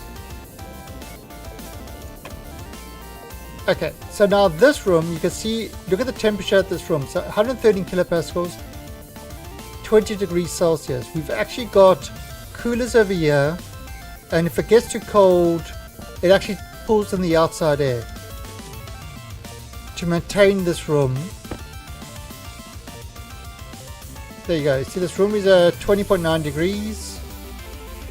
It's got 11% carbon dioxide, 62% pollutants, and 27% hydrogen. Again, doesn't matter. We just need an atmosphere in this room to kind of be at 20 degrees. And what it does is, if you look over here, each of these tanks, let's just go here. So I've got 5 megapascals of hydrogen at 22 degrees. O2, oxygen at 23.4. CO2, 6 megapascals at 20. But you notice all my gases are similar temperatures. Some higher, some lower, but they're similar. And what the higher ones are going to do is going to vent their heat, and the lower ones are going to pull in the heat, because you know it's going to try balance to the atmosphere. This one's quite hot. Why is this one so hot? You know, but there you can see it's dropping. See that is dropping. So yeah, that's kind of, you know, so I had to do a whole lot of things.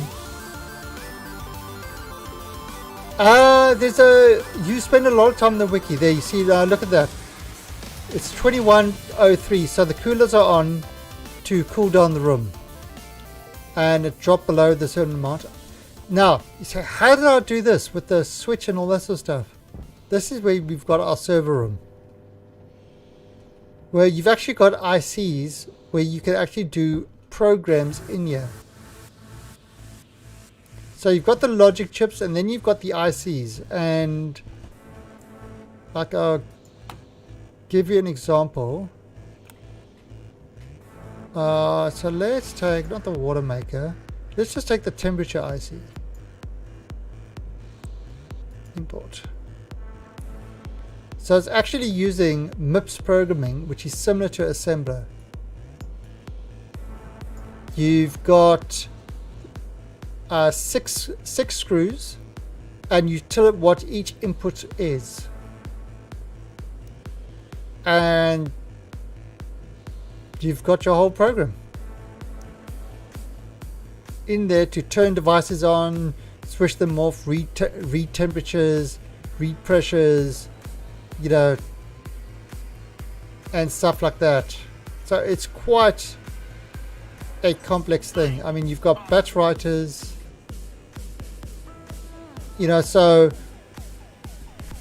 if you look at my batch writers, look, they're turning, this is the cooler writer, this is the heater writer. So what the chip is doing is just turning each one on, sending the settings to it, and then turning it off, then turning the other one on, sending its settings, turning it off.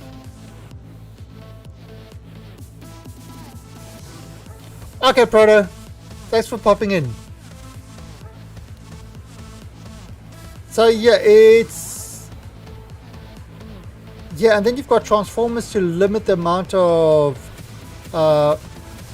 wattage going through, because if you go above a certain wattage, this wire will fry. If you go above a certain wattage, this wire will fry. So I can see currently it's pulling in 2.3 kilowatts of energy to run the system. If I turn this off, all of a sudden, oh, 2.7 kilowatts. What's turned on? Something must have turned on. Oh, it must have been the heaters or the coolers turned on there. And I mean, I've got things that are, you see there's pipes below there. So this thing is kind of analyzing the stuff in the pipe. So you can see what's in the pipe. And what it does is I've got another little program running in an IC that says, if this is above 300 kilopascals, then turn these filtration devices on, and then it actually filters it into each one of its own things. So if I pull up my atmosphere analyzer, so this is the atmosphere. If I can I look at the pipe here? No, I can't. But if I look at these things, look, you see that's got pure pollutants. That sounds weird. This one's yeah, it's pretty stable. There's a lot of updates. They do have updates and stuff like that. But I've been playing this particular map, I think, for about 3 weeks constantly. I mean, the game's pretty stable. I haven't really had any issues with it. But yeah, it does take a lot to get started. I mean, just building your first solar panel sun tracker is like, that's a big challenge. And then then I've got things where I've got stuff mixing, doing a mix for a water generator. See, I turn this on and it generates water from hydrogen, mixing hydrogen and oxygen together. Like if I look at my greenhouse gases, there's carbon dioxide, there's oxygen, and what it's doing is it's mixing 90% carbon dioxide with 10% oxygen, and that goes off to my greenhouse. Right, and making sure that it stays at 105 kilopascals. Right, so that goes off to my greenhouse. So let me just show you that one at the moment. Right, so you see, look at, alright, so look at this. Remember I said that this has to remain a vacuum. If I cycle, so it's going to pump all the gases out to a vacuum, and once there's a vacuum,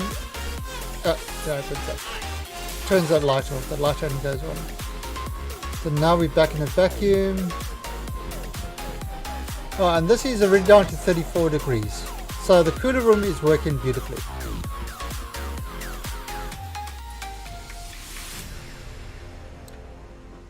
But yeah, it's definitely a game that, I mean, it is sandbox, so there's not like an objective besides surviving and building things. They are adding more. Ooh, look at all this. I think my smelting might be done. So I've got like a whole big smelting room in there. But if I come up here, this is my greenhouse. So now look at the... Oops. So look at... Alright, so there's... So you can see what's happening in here because it's putting the atmosphere from that room, filling it with carbon dioxide.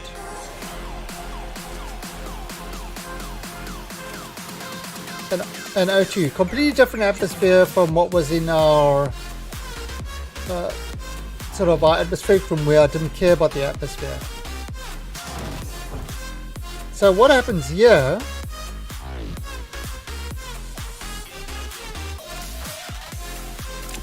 again we've got like a thing to maintain the temperature, but the temperature over here is set to 35 degrees. So we'll always maintain a 35 degree temperature in here. Alright, we've got all these ferns going around, but we have to make sure that the water comes in. So currently there's 288 kilopascals of water. So if I bring this thing up now, see this, so this is the room, this is the pipe. So this pipe has got 288 kilopascals of water at 21 degrees Celsius. So we need the water for the plants. You don't get water, the plants will die. You don't get the atmosphere right, the plants will die. You don't have the right pressure, the plants will die. So being able to get yourself food is like you have to have a greenhouse to grow food. Oh yeah, it's got a steam workshop with ICs, and there are some mods, but I wouldn't really go for the mods at the moment. The mods are, you know, because it's so early, they haven't really put the effort into making it moddable. But anyway, this thing as well, there's a bunch of circuits on the other side of this wall, but I can't show you because then I will vent this whole room, which will be a problem, and everything will die. But I've got some things over here which are basically, it's looking at the ratio of oxygen to hydrogen. Sorry, oxygen to how much oxygen is in the room compared to other gases. And when this reaches 0.12, right? So I've got the ratio of 0.12. So when it goes above 0.12, what it does is it turns this oxygen filter on here. There you go, it just turned on. And now what that's doing is it's pumping the excess oxygen out of the room.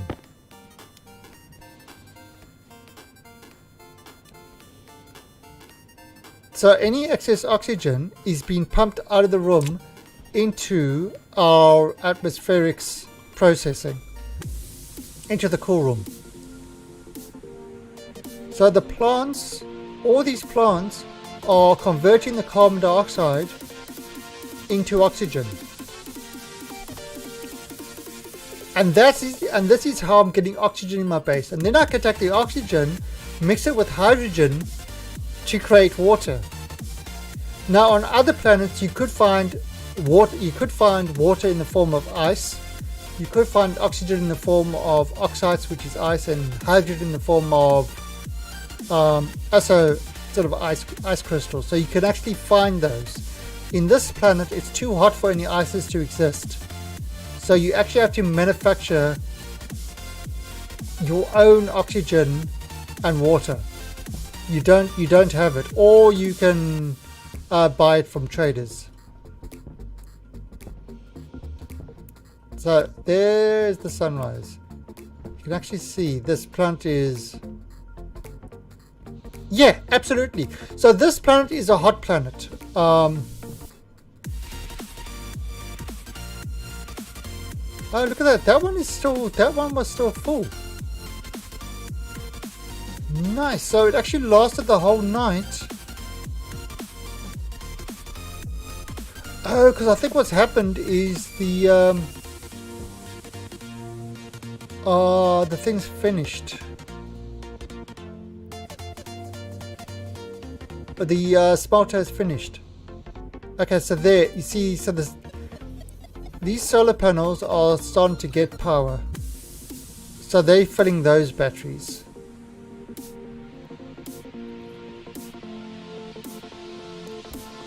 And I need to do this automated hydroponics. So the different hydroponic things as well.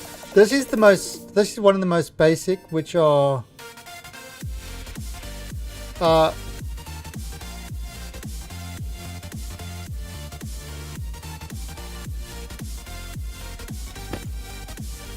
so there you see it's kind of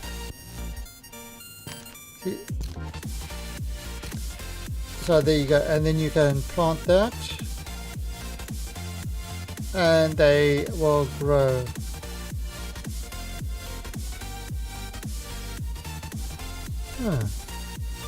Why is that grey? I don't understand.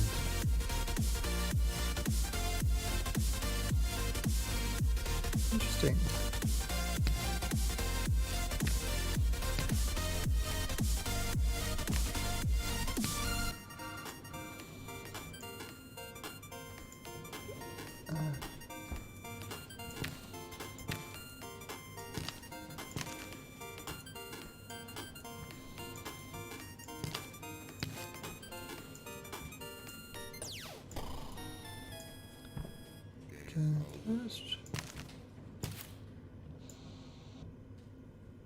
Alright, so that won't. So yeah, these are actually grown now because they're getting the sunlight and everything else. But there, I've just, you see, so I've got 9 ferns. So that's kind of picking them and growing them. The automated one, you just do that.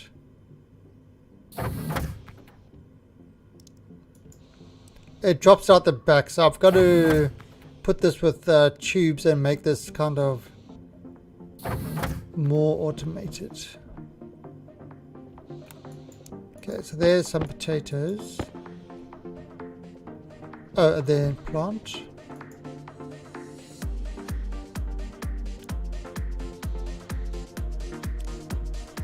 Oh, so yeah, I put it in a whole lot over there. So what we got to do is I've got to do this like a circuit and have a couple of these to kind of grow automatically. And what it's doing is it's putting the atmosphere from this room.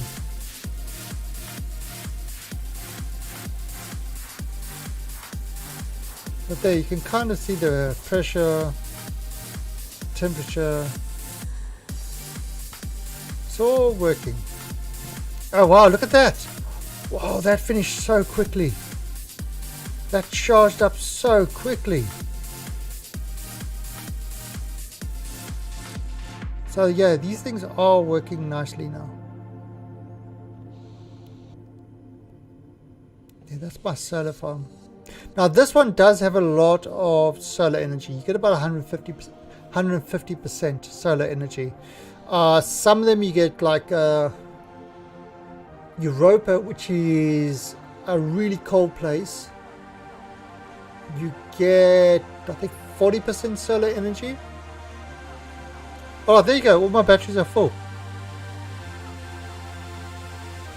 Everything is full. Max out on power.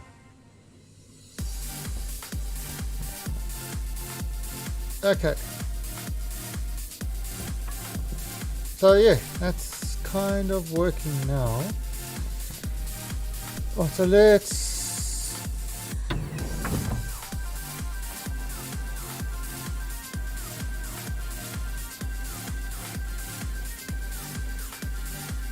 Well,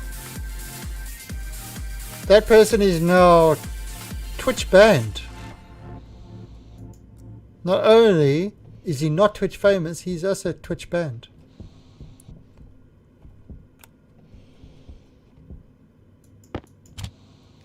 I still can't believe Twitch hasn't done anything about those guys. It's ridiculous.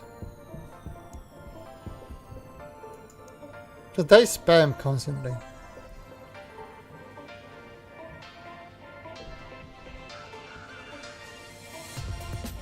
I mean, who the fuck would buy followers? Seriously? Okay, so this is now off. Oh, so this is, again, it's got various things. Like I've got kind of for the furnace where I would set certain pressures and stuff like that. You know, because you've got to make certain stuff like steel, you've got to take iron and coal and mix it in the right ratio and at the right temperature and stuff like that in this furnace.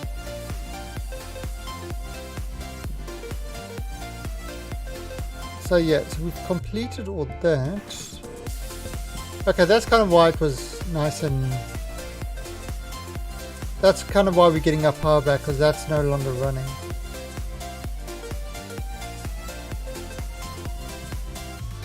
Oh yeah, yeah, that's all our stuff. Alright, so let's see. Iron. Light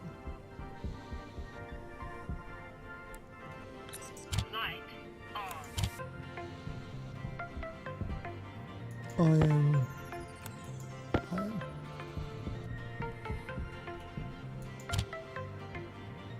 Iron. Let's just put this one down there.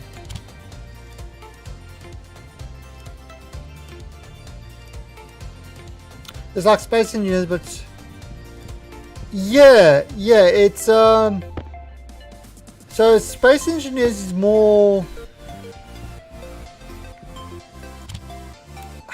it's kind of more, it's got more mechanical stuff. This is pretty much, this is more everything else.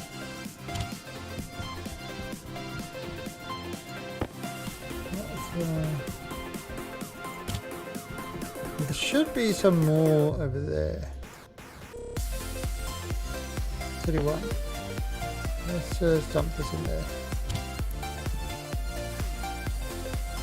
So yeah, it's so this is kind of all my raw materials for the various machines that make everything. A lot of the stuff I didn't actually make, I got it through trade.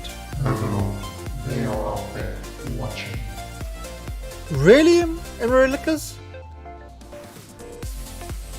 And Iceman, thank you for that host. Really appreciate that. Let's give a shout out to Iceman. Yeah, I mean, I just use I'm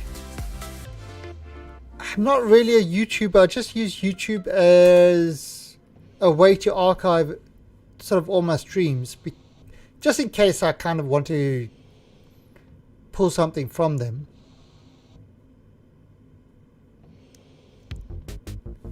Oh, well, you've probably seen a lot of stuff that doesn't work on my stuff. I kind of try things out and I try to get it working. Sometimes it works. A lot of the time it doesn't work. I blame my engineer over here.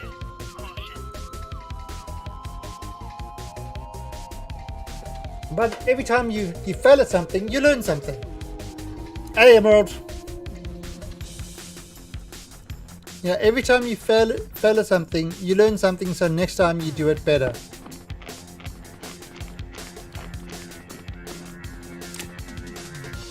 And yeah, and I think what I've got here is probably my best base to date.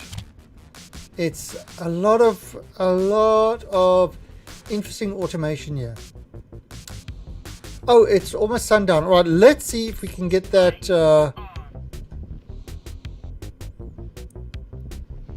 Well, I mean, I'm not an expert by any means. Ah, there, look at that. See, minus 50. But I mean, it's kind of. I pretty much conquered Vulcan. You know, I've got greenhouses growing. I've got my atmosphere sorted out. I've got temperatures right. You know, I've got the base going.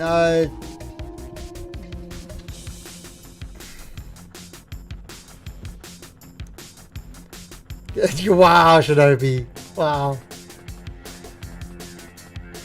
Oh, yeah, I haven't got any other research done.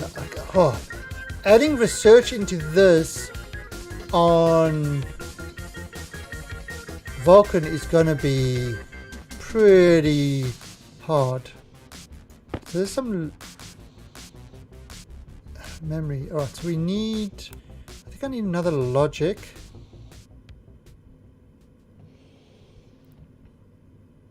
Oh yeah, failure is not only an option, it's required in this game.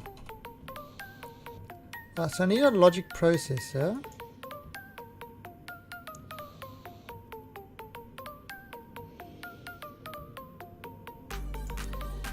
And I'm going to need some logic. Some more logic IOs.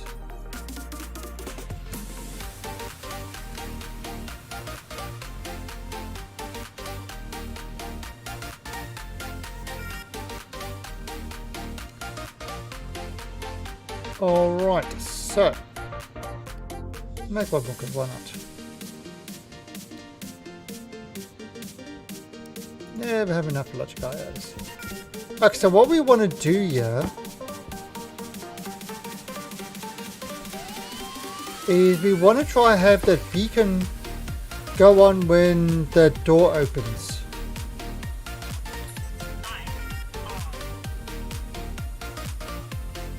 Oh, okay, so this is kind of the auto lathe, but with the level 2 thing on top of it. This is the electronics printer with the level 2 edition added. Tool maker with the level 2 edition. Pipe bender with the level 2 edition. So your computers, your fabricator. So it's, you know, nothing new here. You've got your stackers.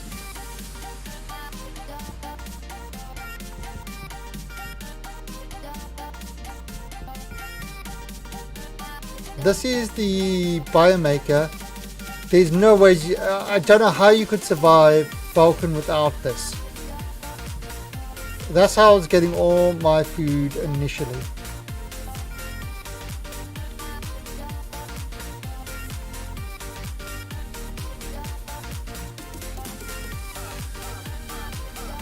Alright, so see, this is the door. This is called the outer door.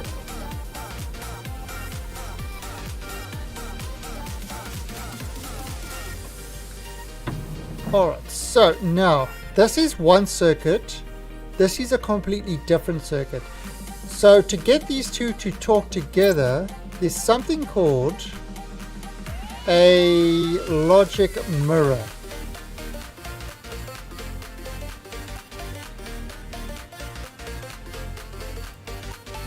Alright, so the logic mirror.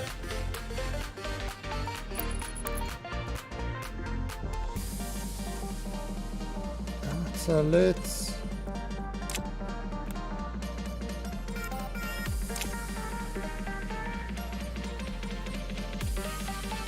Yeah, you definitely want to...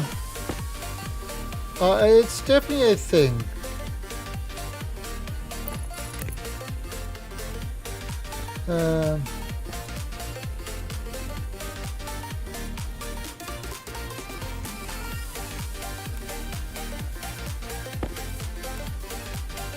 Right, so...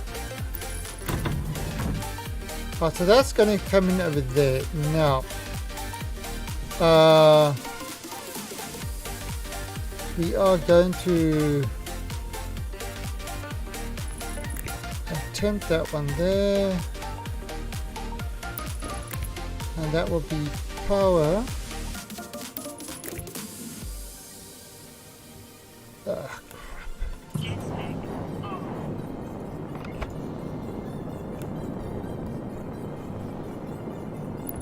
There. Better. Okay, so let's just do that. Right, so the in device would be outer door. Okay, so this now would have, is basically a way of connecting two circuits together. You've got your input coming in there. And so if I connect to this logic mirror, so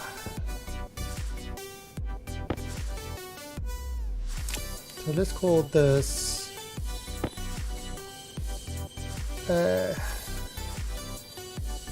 call it door mirror.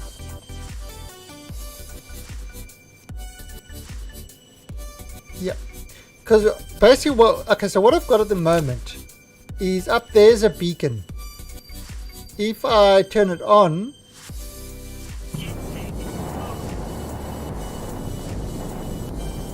right there, you see, you can kind of see it there. Oh, by the way, that's lava. If I fall into that, I die. Right, so that's the beacon. So I've got lost on this planet many times, and I had to wait for daylight and then rush back. But of course, having that on uses power, and sometimes I forget to turn it off.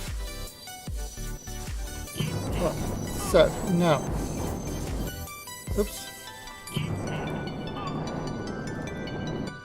Okay, so we've got that guy over there. So that's reading. See, that's reading the lever.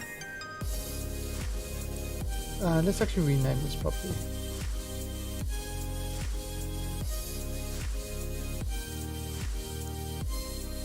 Can you see it farther than the tracking beacon? Well, that is a tracking beacon. That is a tracking beacon.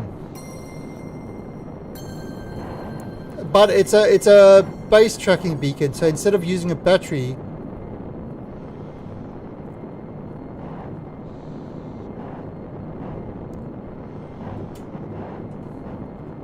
yeah, instead of using a battery, it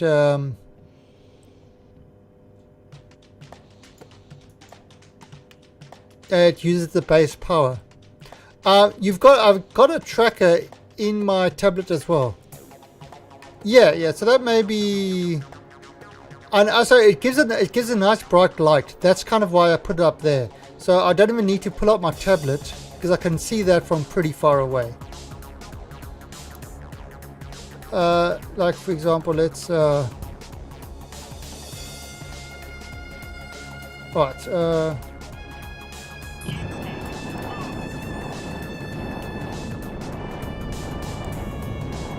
Oh, we got that light.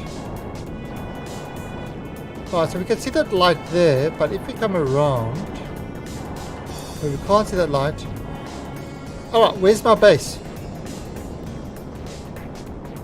Just because I'm facing, I can see that, but you can't see the base anyway.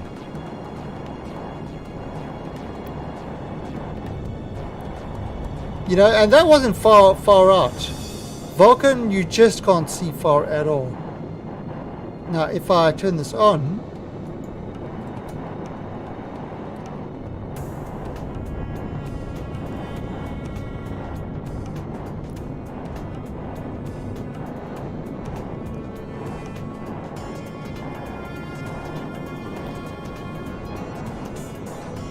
So there, see, I can see it from quite a distance without having to use my tracker.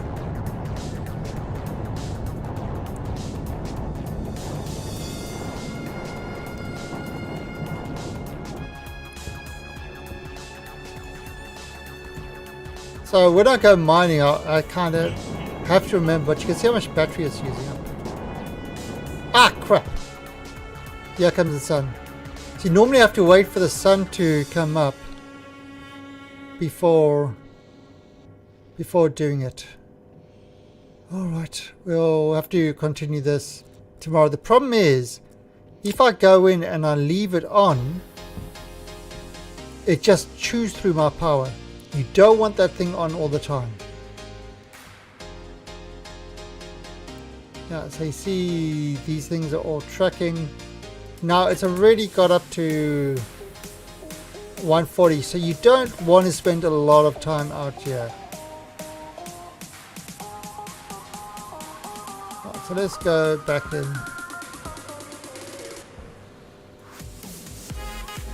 Okay, my waste is already at 2000. And I'll probably...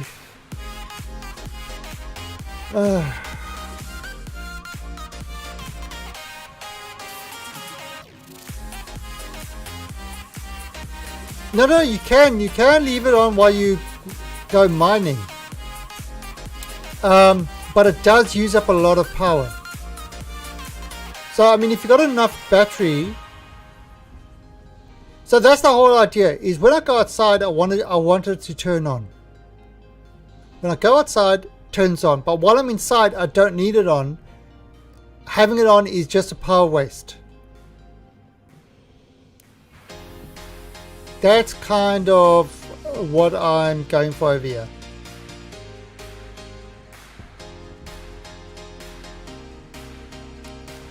Alright, let me just... Now what I did do is for gases. Okay, so let's get rid of my waste. Okay, waste tank is empty. Okay, so I got rid of my waste tank. Let me fill up. Oh.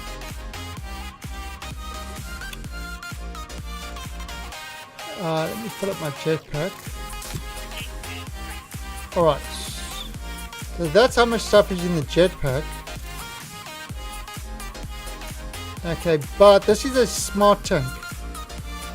So it's folded up to 7,000, but this is a smart tank. So, turn on to smart. And it should fill it up to, I think, 17k. But it's all hydrogen. Your jetpack fuel can be anything. I use hydrogen because hydrogen is freely available, and it also gives me alternative breathing if I need to. If I, for example, you see I've got 12,000.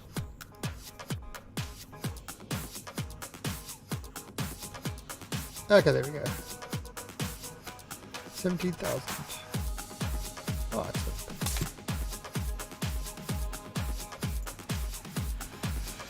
now, I mean, what I could do is, see, I could put these volatiles. Alright. Might as well turn this to smart. And get some more. And get some more air. Now, one thing I don't want to do is when this is in smart mode, stick this tank in there because it will explode. It absolutely will explode. In fact, the only time I died was because of that. Alright, so I'm just using that as a temporary breathing thing. Okay. Alright, so I've kind of filled up my... because I'm an alien, I breathe hydrogen. Now, humans, obviously, that would be oxygen. But for an alien, you breathe hydrogen. You breathe hydrogen, breathe out nitrous oxide. So my waste tank is actually nitrous oxide, not carbon dioxide. Oxygen is poisonous to my guy. So that's there were some DLCs that did all that. But yet you eat the same food, which is kind of bizarre. Oh, I need some... Let me make some more cable.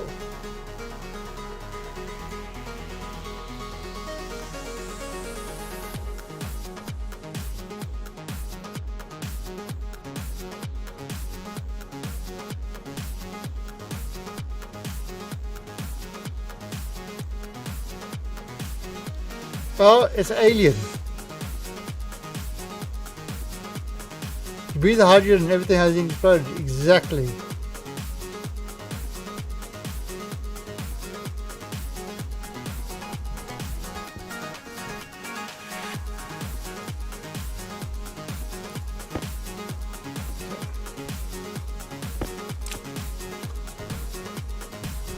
I mean, who knows the process?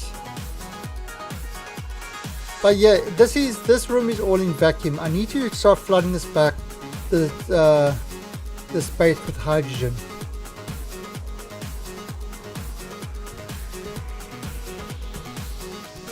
Right, so it's not nighttime yet.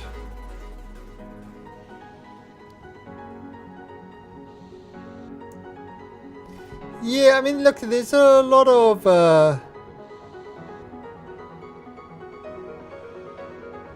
steel sheet. Oh, I suppose I could do that. There you go. Nice and neat.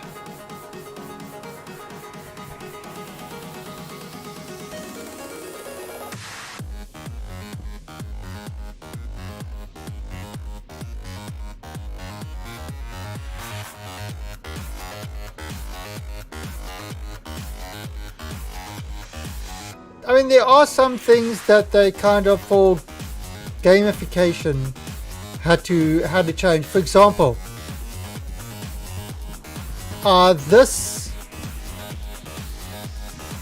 having a vacuum to dissipate heat, like you would do in space, this wouldn't really work. This is not in physics. This wouldn't work. But you kind of... Vulcan would be impossible without it, I think. I don't think Vulcan... Yeah. No, in space you would use radiation to get rid of... to dump your heat via radiation. That's what you would do in space, but it's kind of a slow process and that sort of stuff. Just making a room a vacuum does not offer you the same dumping that you would get in space. And that's kind of a little bit of a... so not everything is 100% physics and stuff like that. So... I mean... Well, using radiation to get rid of heat in space is pretty much the most efficient way. Yeah, or coal on the moon, for example. You wouldn't get coal on the moon. But again, it's... You can live with it because it's not something that, it's a game. It's not going for a real life simulator, but it's pretty damn close.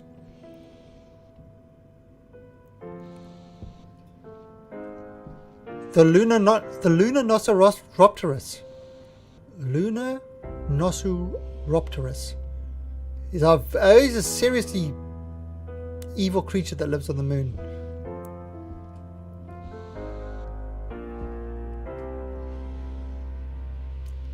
Although he was hunted to extinction by the lunar wolfitis, which is kind of like a werewolf, but only turns on the rising of the earth. The true stories.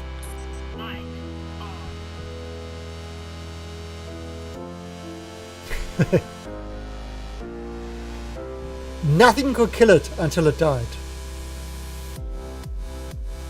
It's kind of like me. I'm totally invincible until I'm not. True story.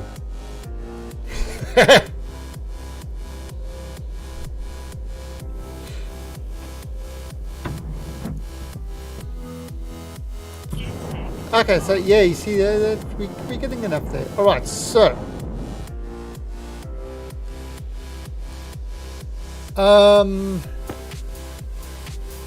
Alright, so if I use a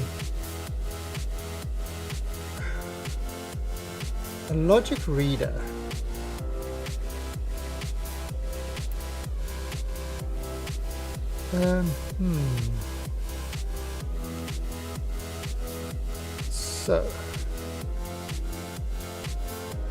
So this would read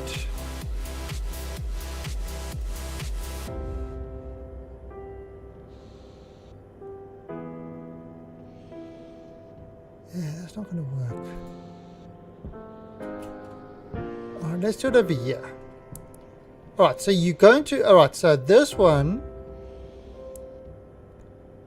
this is going to read the door.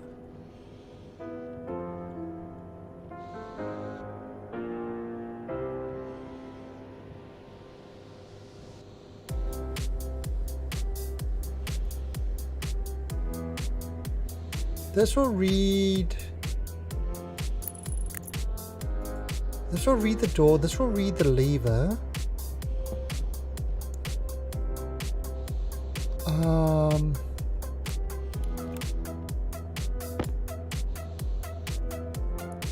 This will do the compare.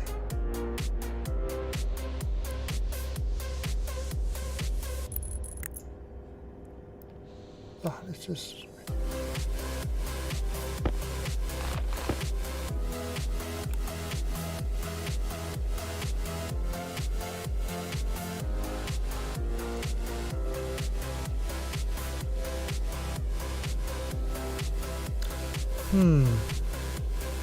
these are the min-max. I think it's the min-max.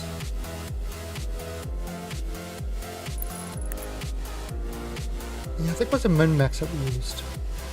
I wanted to use like an or statement, but alright, so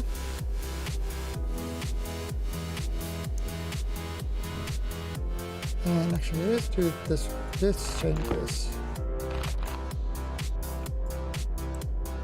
Okay, logic reader.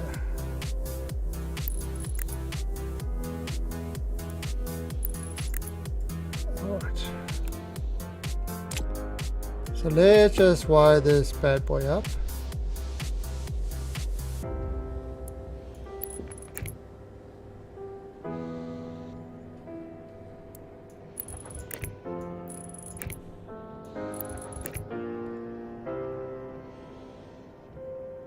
Alright.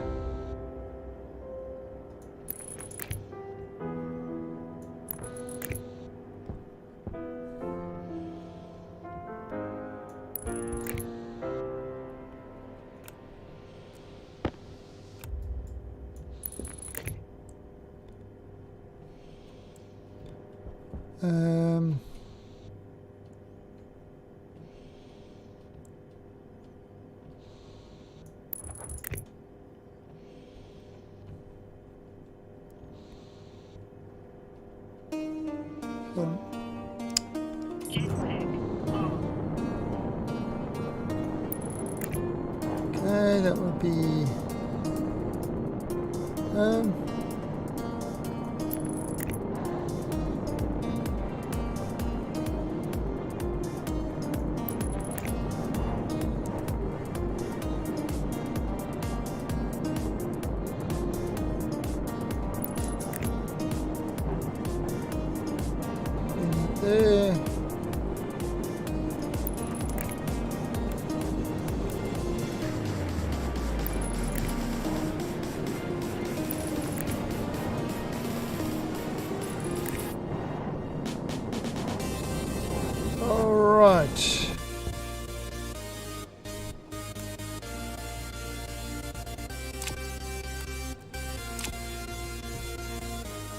Okay, so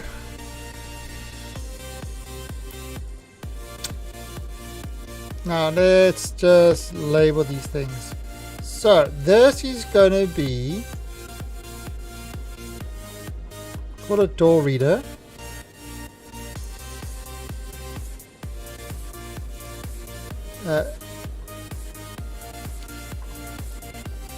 Lever reader.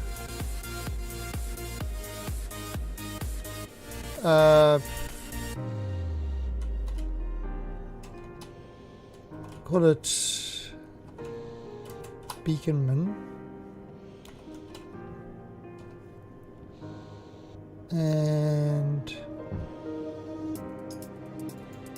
beacon writer. Okay. All right. So where is my screwdriver?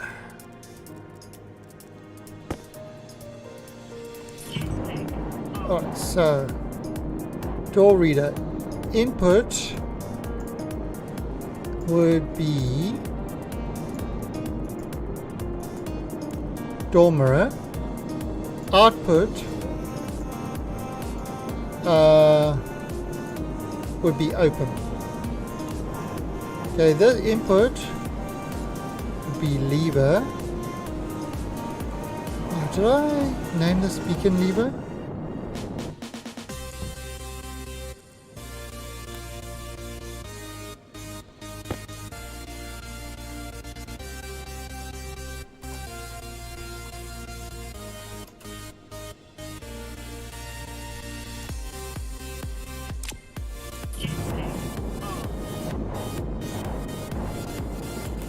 Okay, so input, beacon lever, output, setting.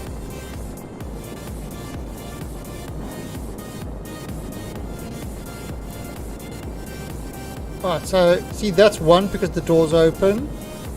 That's 0 because the beacon is set to 0. So this would be we would have the lever reader and let's actually have this the door reader and lever reader. So now the operator, and this would be beacon min max.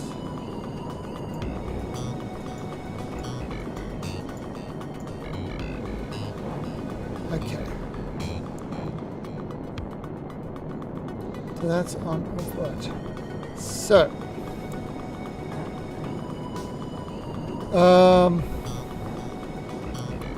so if the door reader is greater, now if the door reader is less, then oh shit, lever reader. Alright, so the beacon's off. Okay.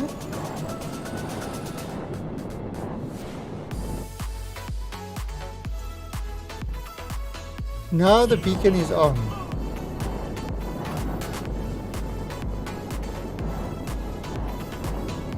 Alright, so the beacon is on now. However, if I close the door, so the door is now closed and the beacon is off.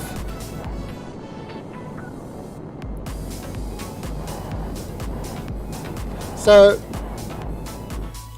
while this is on, it means that the beacon is on, but if we kind of so now if I kind of do this, so look what's going to happen now. As the door opens,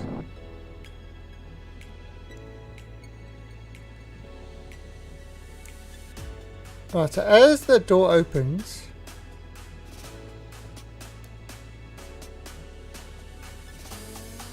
Come and open door. As the door opens, the beacon turns on. So there, it's turning on automatically. But as soon as I go inside and this door closes, the beacon turns off. So that way, I've got it on now. So whenever I go outside, that beacon is automatically going to turn on. Unless I turn that switch to say, stay off.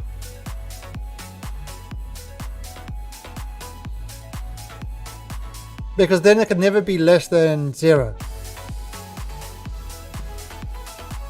So there we go. So now I'm inside, and that, you know, and I forgot to turn the beacon on. I don't have to wait the whole day for that to correct itself. It's now the beacon is, I'm inside, the beacon's off. When I go outside, the beacon will be on. So that's going to prevent me from getting lost. I'm no longer going to be a lost fart in the wind. Oh, now I need to change all this. See this old iron.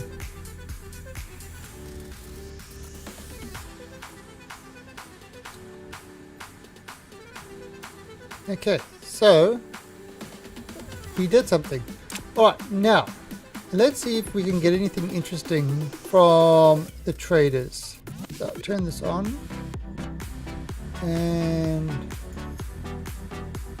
alright, so this is scanning. It's got a little IC that does all that, kind of does that search for signals. Maybe we can get some more automatic hydroponics or something like that. See what it comes up with.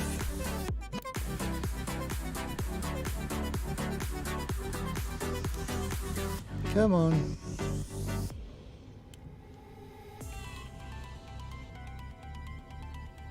So we got this.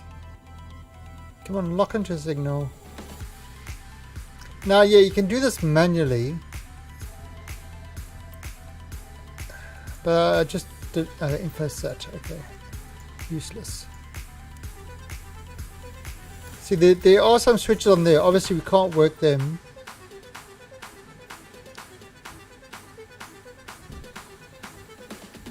Oh, is it stuck?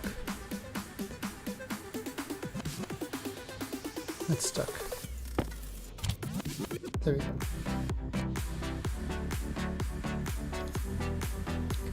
This one just does it, you know.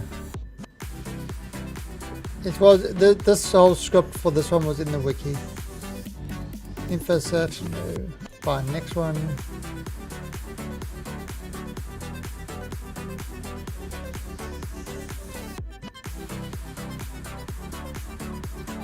Okay, what's this one? Tool Corp. I don't think they'll have anything. Maybe they will. There's contact. Well, let's see what they've got. Marine helmet, energy rifle, transmitter, spray paint, nothing. How much can we sell pumpkins for? Not much. Although, I might as well sell a pumpkin to them. Make some money from them. Oh, I can sell this. And sell this canister there. Okay. Confirm. And default. Bye. Alright, let's find the next one. So you look for traders. So this is how you can actually trade for stuff.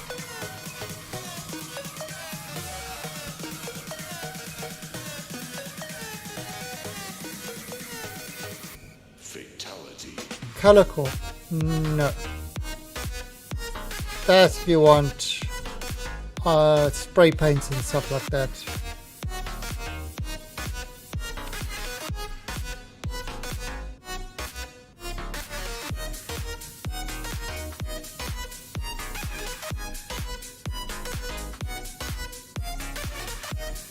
This is one of the recent additions.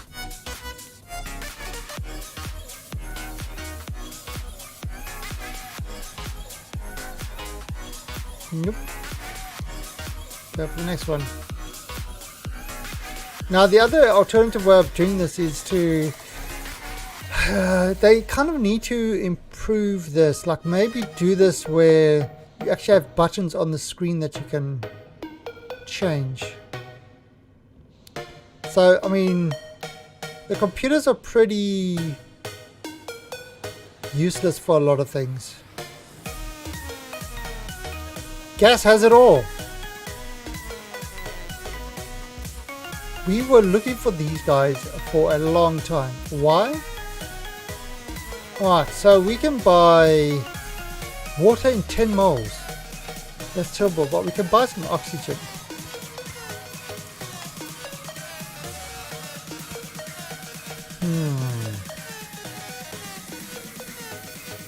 Fatality. Yeah, let's buy some oxygen. Let's sell a pumpkin. We sold 2 pumpkins. That's perfect. Okay.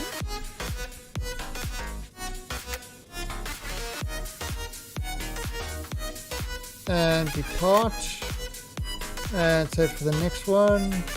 See, so now I should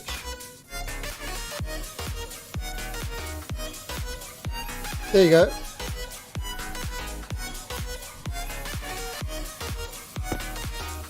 It's 5,000. Jeez.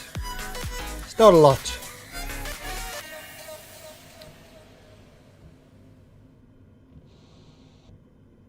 Infostat, no, we don't want that.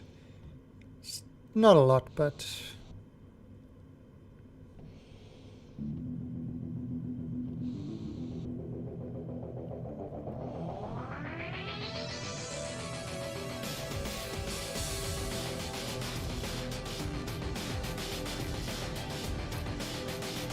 okay. Any other traders that are interesting to me? Nope. I actually want to try one of those Amy bots. Actually, what do I need to make an Amy bot? Maybe I can make one.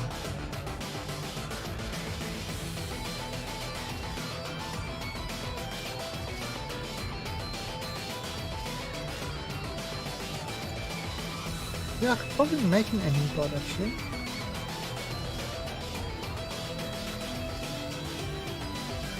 Let's have a look. Nope, that's the info set.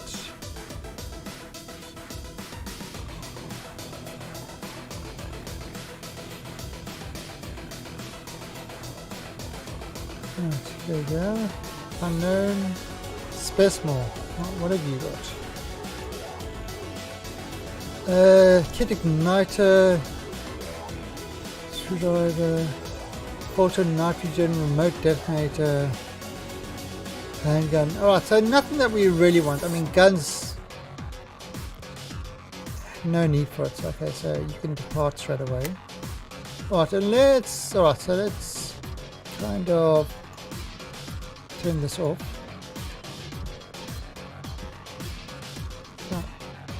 No, yeah, I did tell you depart. Okay, so we've got this oxygen thing. Let's put it into our system. So you see us draining the oxygen.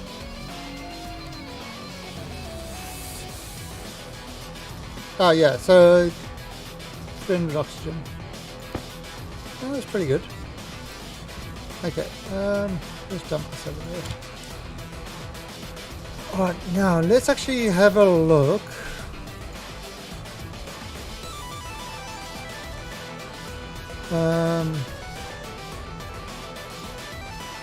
What do we need for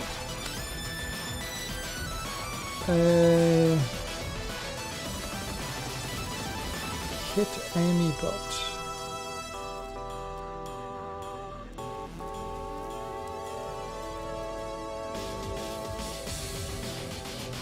Shoots. Cryotube. I suppose I could set up a cryotube. I've got one of those.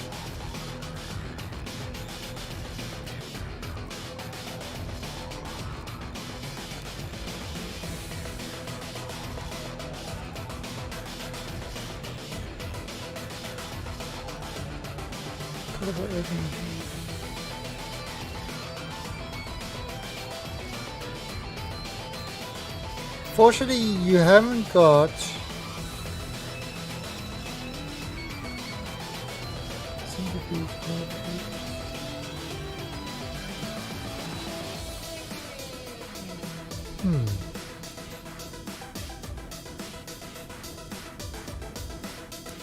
Oh, gas, gyroscope.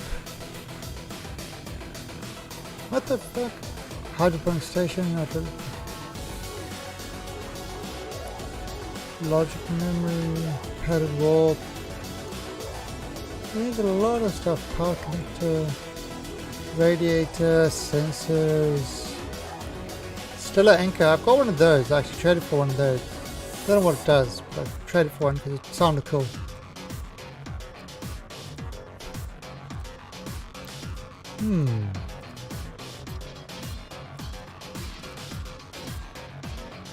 So you can make hard suits and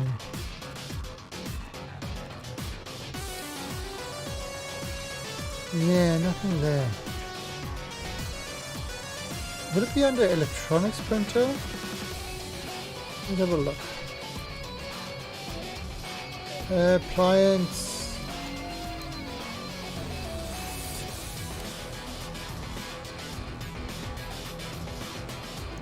What a miner. Kit research machine. So I've got the research machine. See, there's the pipe bender mod. I've got the research capsules, but you don't actually need to use them. Advanced furnace, battery charger.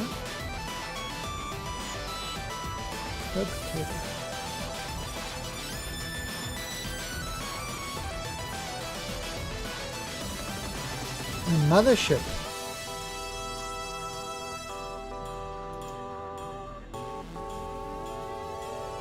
Steel and Constantine.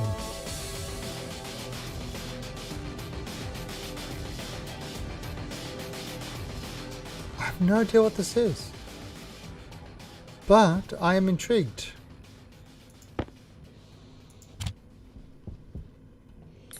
Light on. Where is Constantine?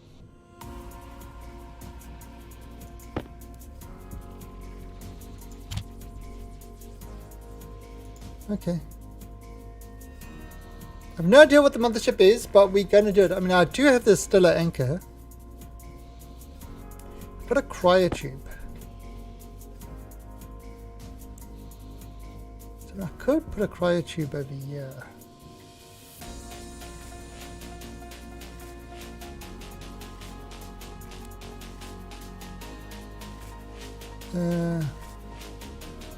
See, I think it's gas in.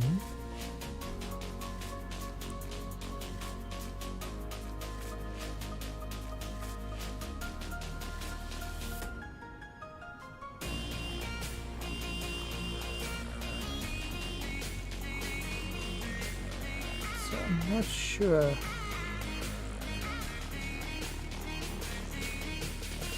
Yeah, I'm not sure what to do with that cryotube actually. I'll have to. Oh, there, it's finished. Finish the mothership, okay.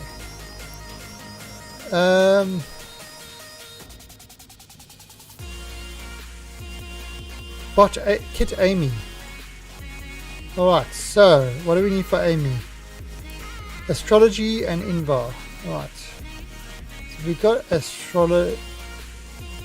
We got astrology. We got Invar. Lots of Invar.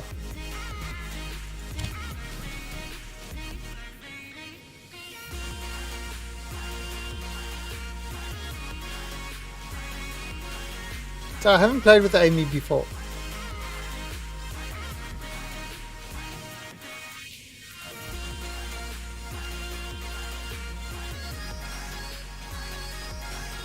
Right, now it is going to need an IC.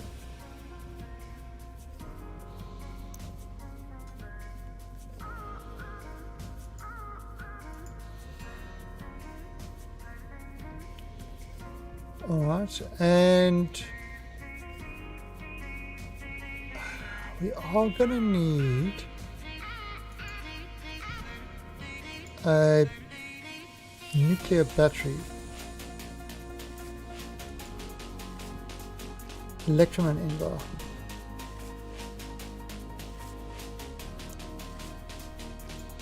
Right, if I need electrum, I do, and I've got some invar, so let's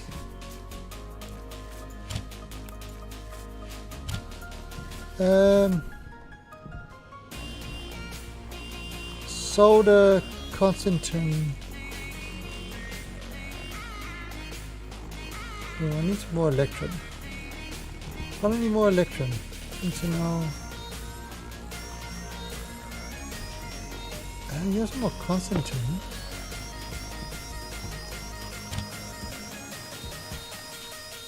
Oh, here's a nuclear battery. I'm going to stick it in over here to charge it up. Probably want to make a few more nuclear batteries. Because why the hell not? It's nuclear. Oh, here's the Amy kit.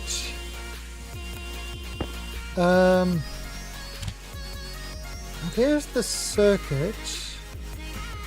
Right, so let's turn this off quickly.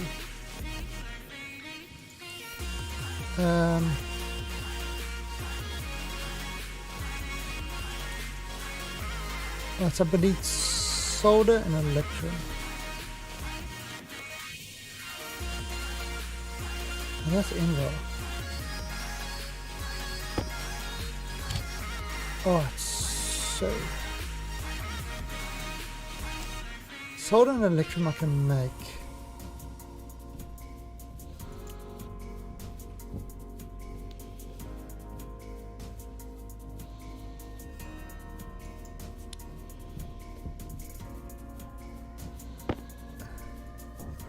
Oh crap!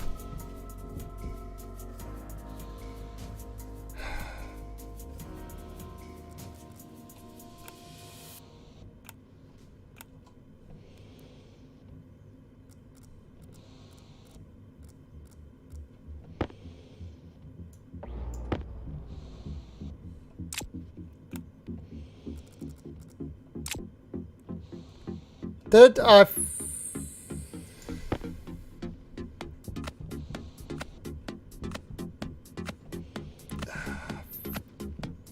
think I fucked that up. That was annoying.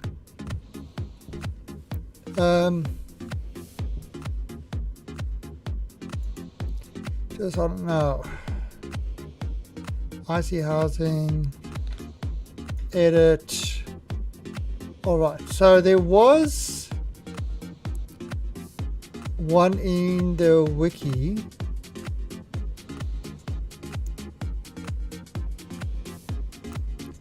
Amy bot control.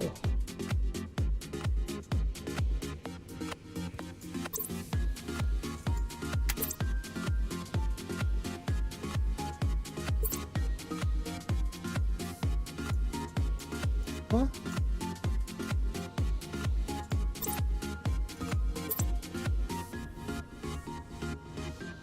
Oh. Mode.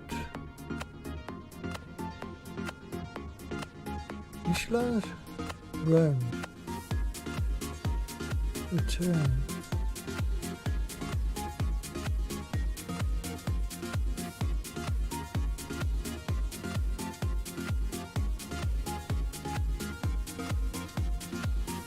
Oh. Okay.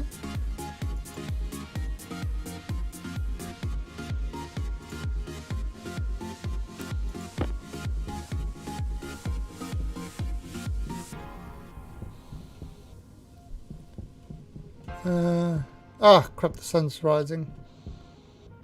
Okay, so Oh, and this. Let me put this.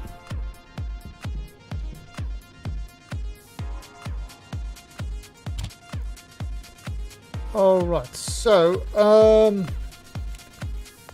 to make more of those, what do we need? We needed solder. Solder and electrum. Okay, so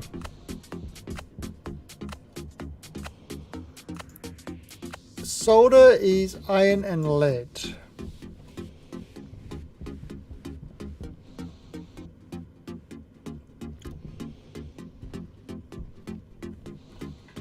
Light I've got lead. hunger caution.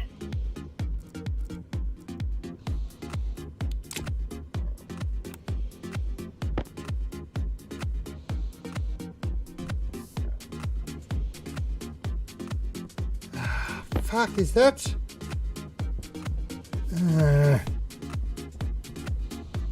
Wrong.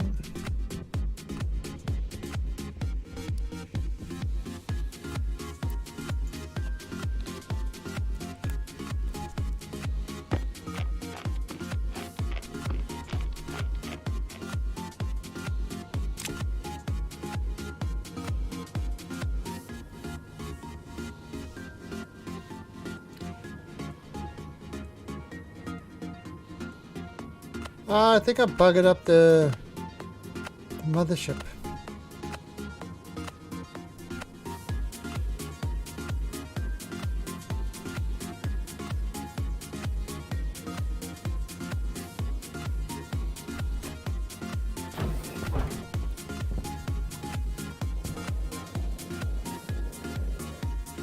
I'm not seeing anything.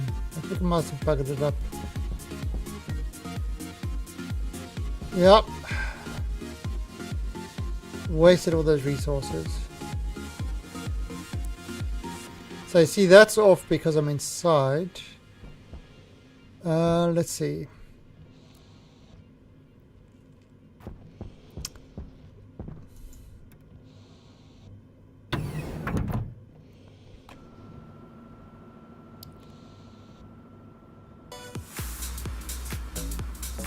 Alright, so I need, what's it, iron?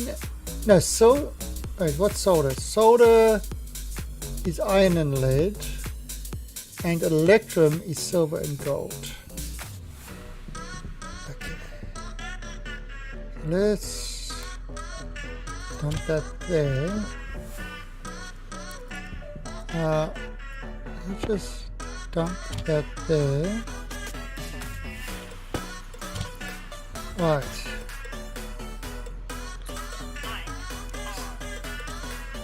So that's right, let's set this. Let's actually set this to 50.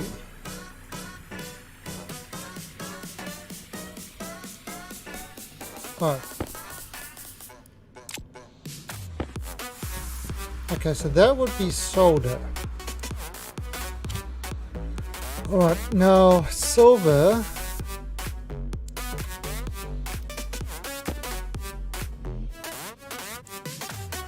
And gold.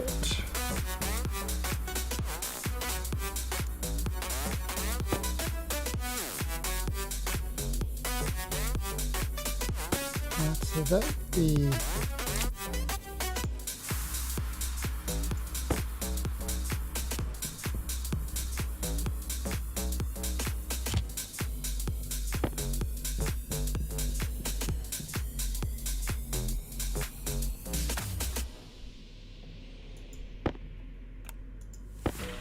alright, so we broke those up. Right, now let's see if this will work. I mean, we haven't really tried this since the last time we blew the thing up.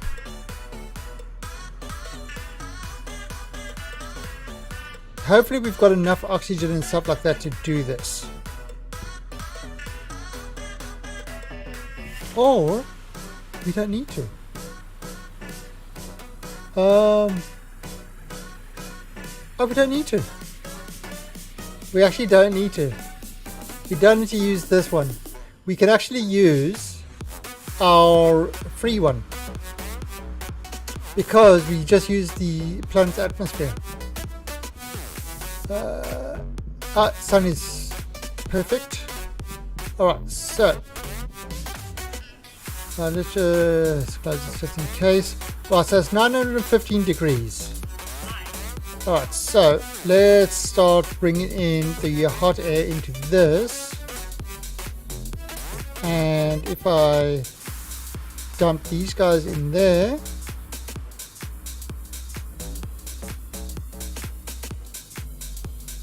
there's the gold.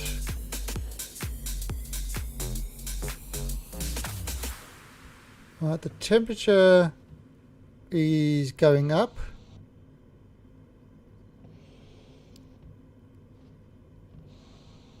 Alright. Above 600. It needs to be above electron. Perfect. Okay, so we've got electron. Right now.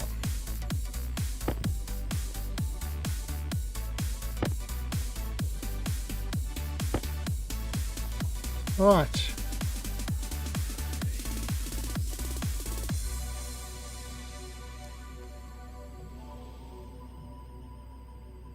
Solder. Perfect. So you see, I didn't need to, and then we can drain that. So I made that stuff, and I didn't need to use any fuel to do it. And now all that gas that was smelted goes into there to cool down. Oh, it's already cooled down. It's all been done there. Right. So I can just dump that in there. All right.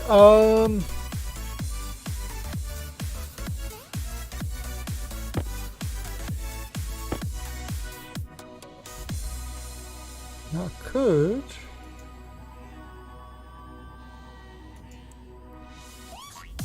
There you go. Let's make another one.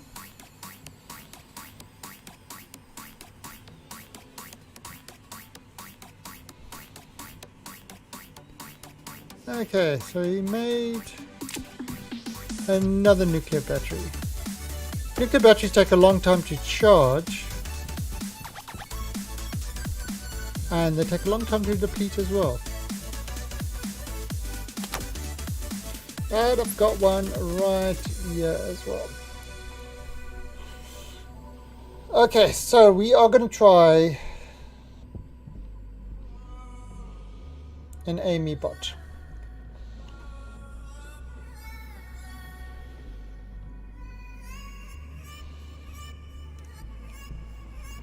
Right, has this one drained? It has. Yeah, so I mean this smelter was the one that we originally used. The only thing that we couldn't do on this one is we couldn't make Invar and Constantin because that requires fuel. But everything else we can make in there, and so there's no reason to use the other one and use our precious resource of oxygen if we don't need to. Because oxygen is kind of important to us at the moment, until I can get enough. Alright, so let's go outside.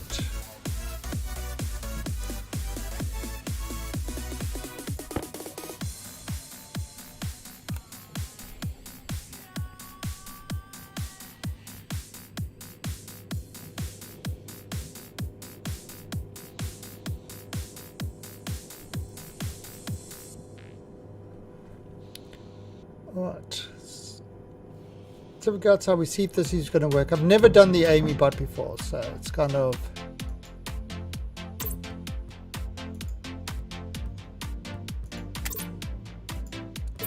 Something I never did the mothership, and that's screwed up big time.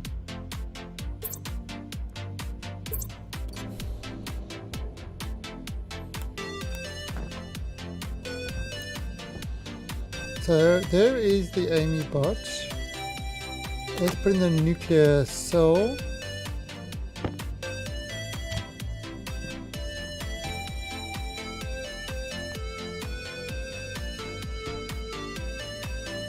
Hello!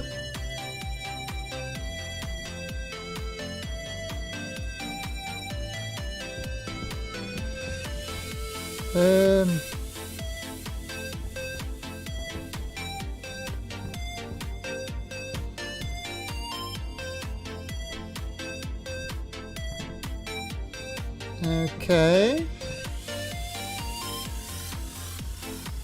Oh. No, that's brilliant. Check his face. So I turn him on. He's happy.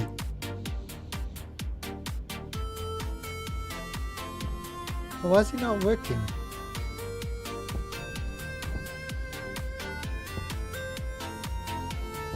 I probably need a... Oh, I'll turn him off. Oh, it's so sad. Hopefully he won't melt during the day.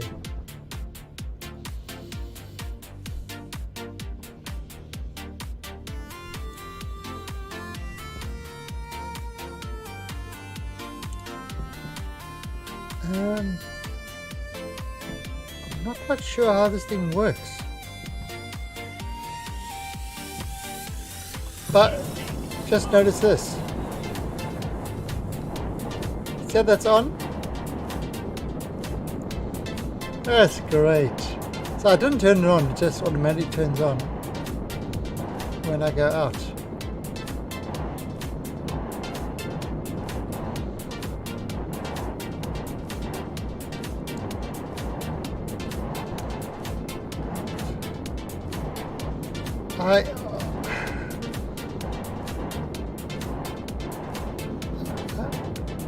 I don't even know if this thing will even work because it's got tracks.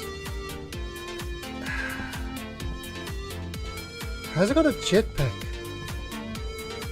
It must have some jetpack.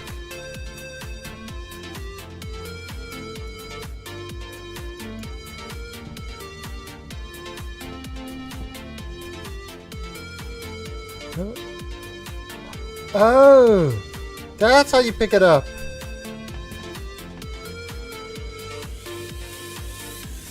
Okay. Do I actually... Do you know what? I'm going to drop it off over here.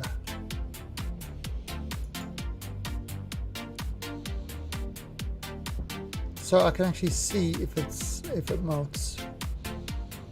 Yeah, I definitely have to see if this thing melts.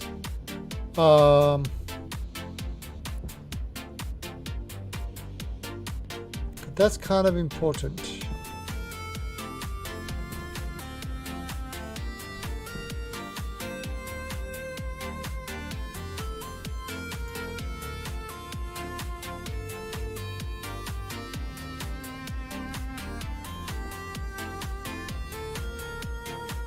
Okay, but what happened to the mothership thing?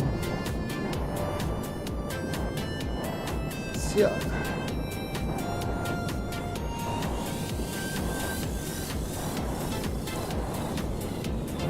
Yes, because I kind of want to have it.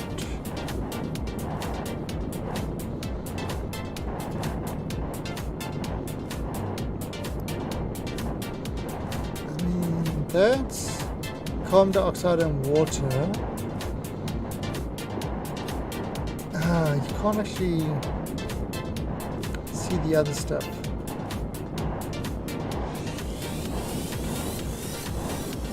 I suppose I could get the hydrogen from in there and bring it up to this room and then have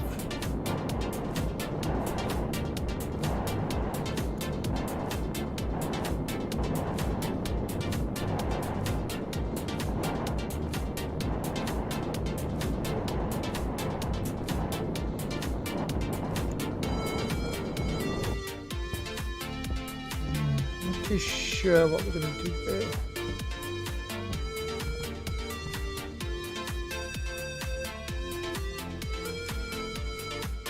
Kitty, you got any ideas?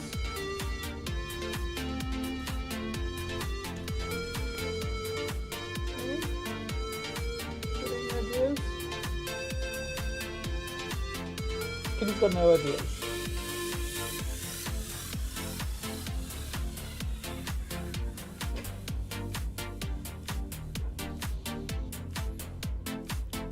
Look at her.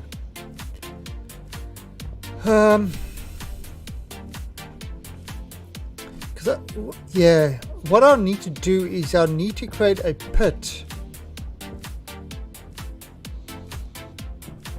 What I need, so you see over here, like I drop the stuff in and it funnels in.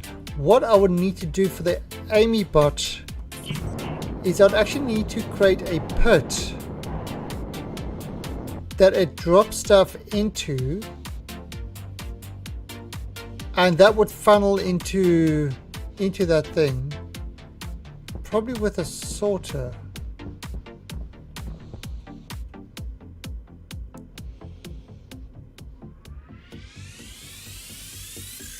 But see, that thing going on is great when I'm outside. It's going to prevent me from getting lost. You see, I've got uranium as well here, but I've got no use for uranium yet. It's a lot of nickel.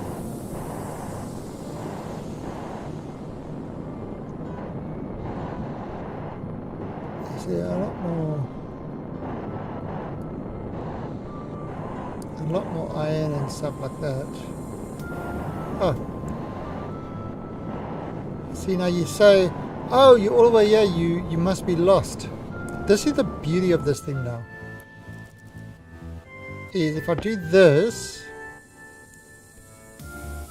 and I go on to the next thing, the tracker, and there's the beacon. So I just need to go towards that way, and there's the beacon.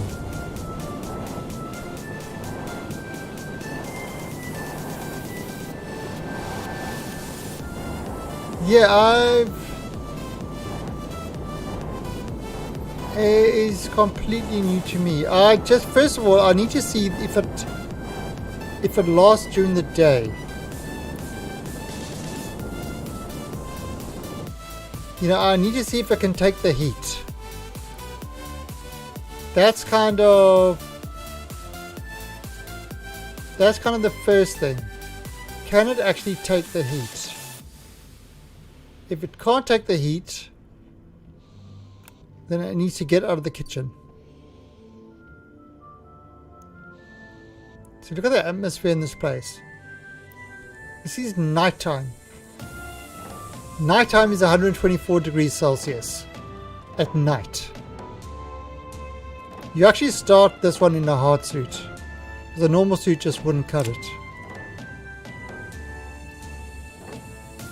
So we're going to see what happens to this. Yeah, like I said, this is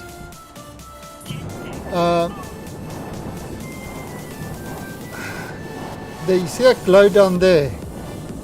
That is actual lava. You fall in that and you'll take a lot of damage and die. So you've got to be very, very careful in this place. Alright, so we're going to see if this thing actually melts.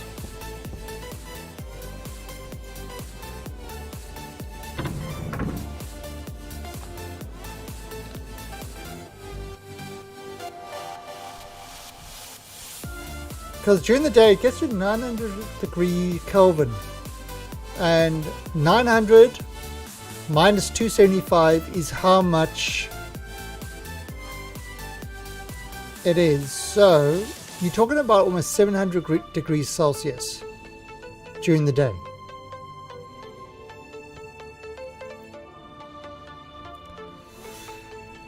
So we'll see if AmyBot dies or lives. That's why I kind of over here, I generally keep my base in That's true. I generally keep my base in a vacuum. In fact, if you leave any ores outside, they will melt. If you... in fact, most stuff outside will die.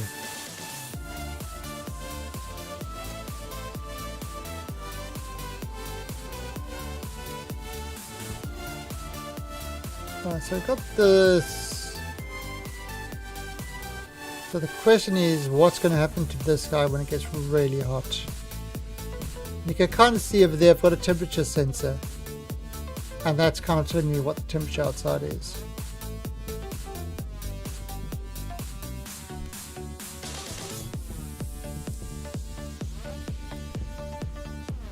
No volatiles. No ices. No ices of any type. The atmosphere has got hydrogen in it, so that takes care of that, but there are no ices, so no ice, oxides or volatiles available.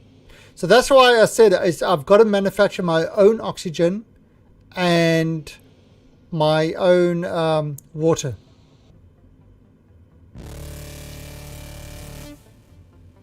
The bonus I've got is being an alien. I breathe hydrogen, so I can just suck it straight from the atmosphere. You know, obviously purify it, but that's kind of what I did initially. Is I had a filter thing, and I just kind of filtered out the pure hydrogen.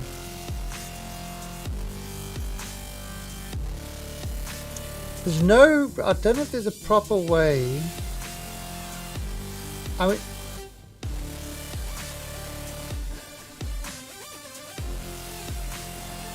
what?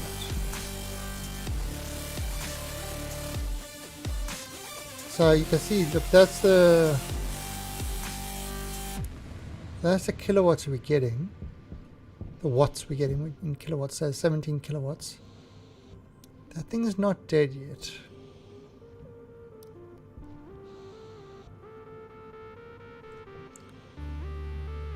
What is going on here?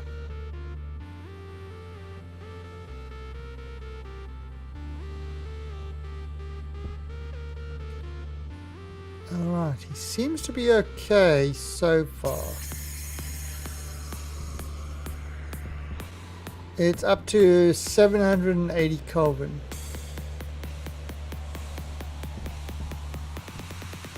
And he hasn't disappeared yet. I know you're a monster.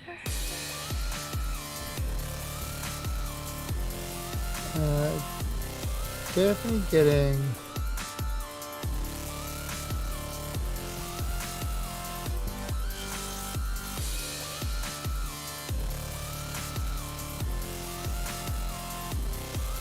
Alright, I think he might be able to live outside.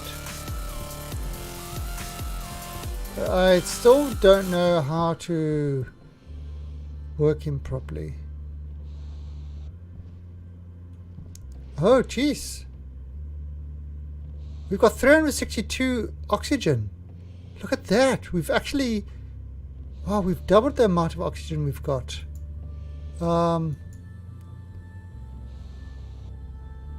We've got 300 water.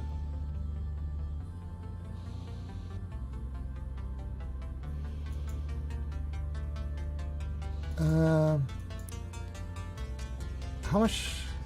5.3 hydrogen. I know you're a monster. That's a lot of oxygen. Well, a relative lot, relatively speaking.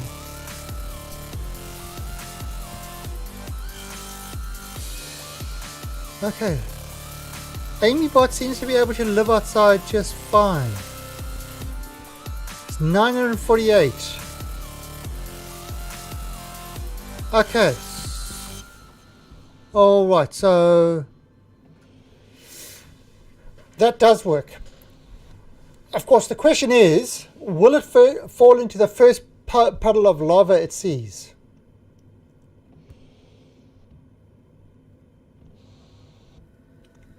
That's the question. I need to figure out how to make this Amy bot work properly.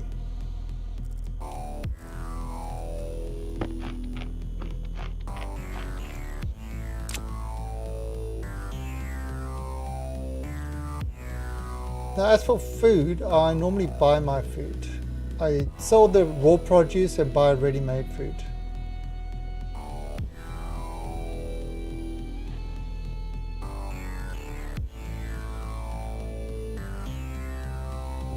Alright.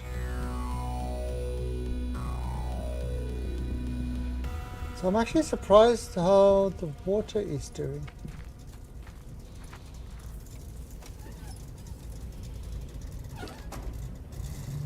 We've increased our water. I'm not sure how.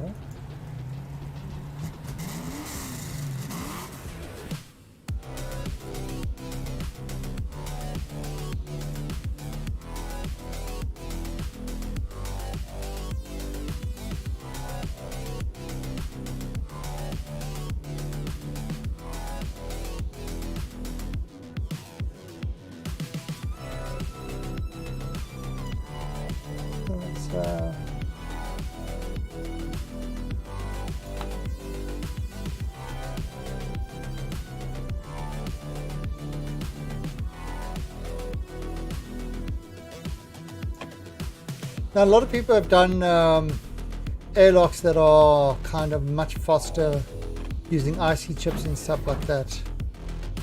Myself, I couldn't be asked to do that. There's the Amy bot there. Okay, so that is actually...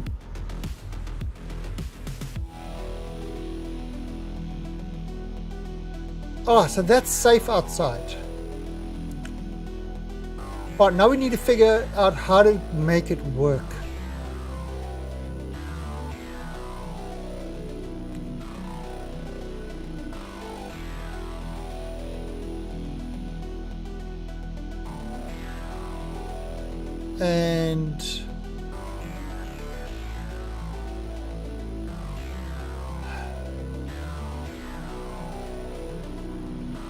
And does it have a jetpack?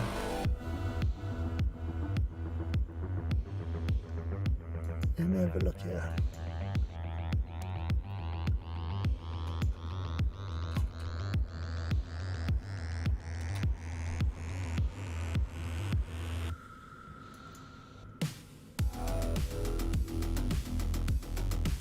Alright, so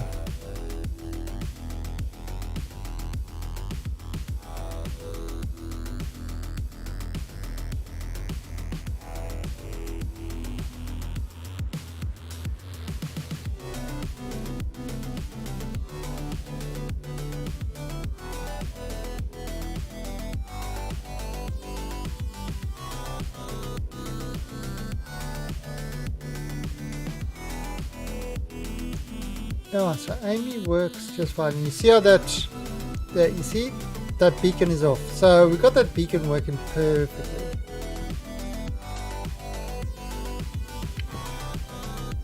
Now these guys also working perfectly. Oh, why is that one dying? And that one, it's been no sunlight. Okay. What's the ratio? Oh, don't even have to check here. I can check here. So there, you can see the oxygen is constantly rising. So yeah, our oxygen maker is working. We could probably extend this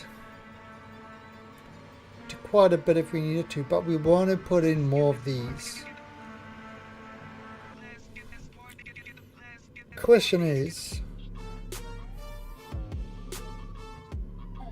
how are we going to put more of these in?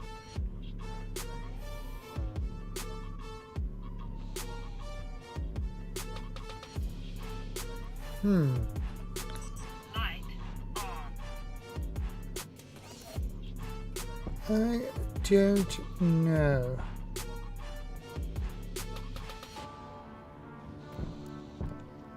I Okay, we'll probably do that tomorrow. We'll start working on this and seeing if we can get this working, and maybe get that Amy bot working as well.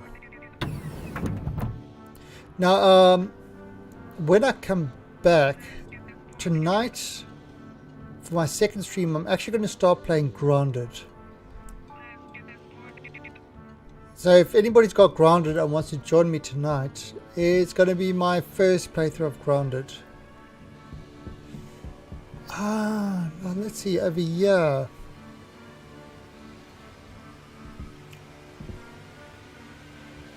Actually, wait, let me just close this. I just need...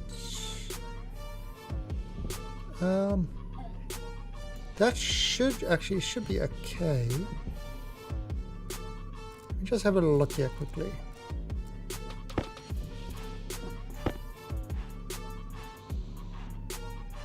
Okay, so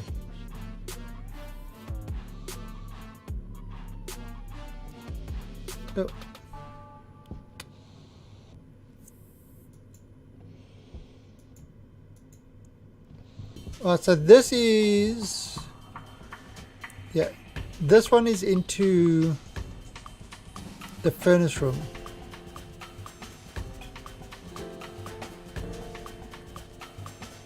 So we could, you see, we could take the hydrogen from this and put the sleeping thing up here. And there's the exit valve as well.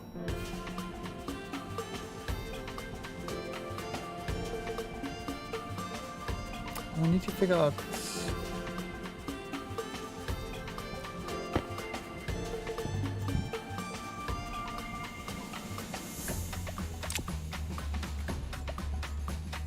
Oh, so I've just got to wait for this to get back to 0. Thought that might happen.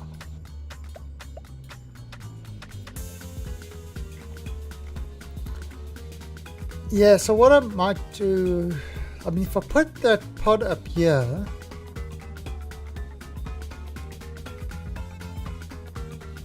or I could actually even dump the Amy bot in here. Have a loading facility.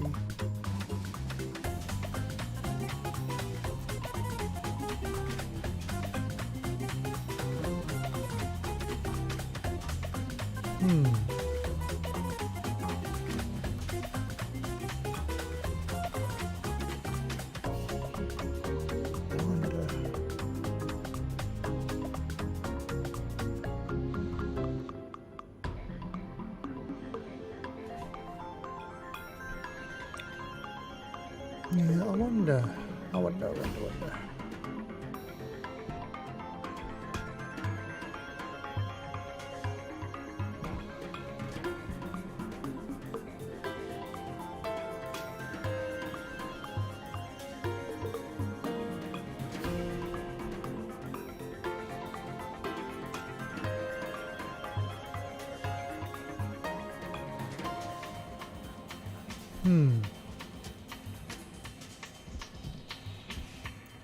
I think if I put the sleeping pod over here, it would be alright.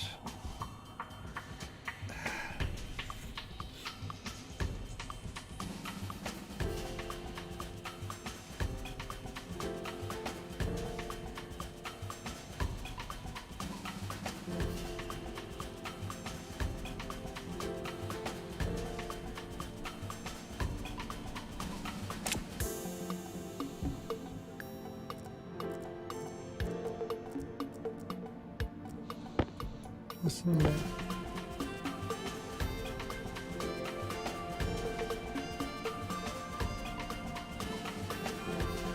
I see there's more.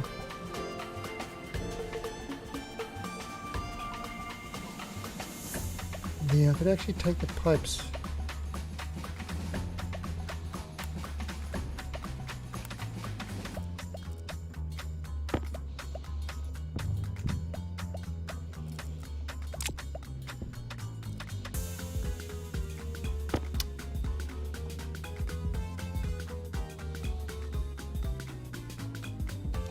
Really? There's stuff stored in these things? That's weird.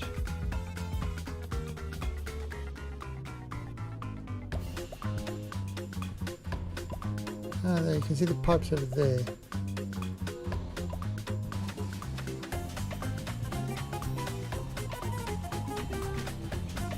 It's not connected to outside.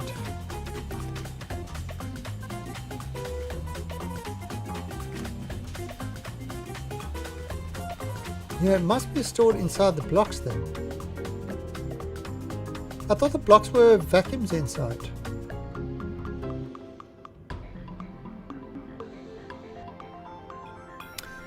Very weird. But I don't kind of want to open this door until there's a vacuum here, otherwise it spreads on the whole base. And that's kind of why I have these, even though they're manual doors, I kind of have the manual doors all over the place, so I can actually block, block areas or vent areas or whatever.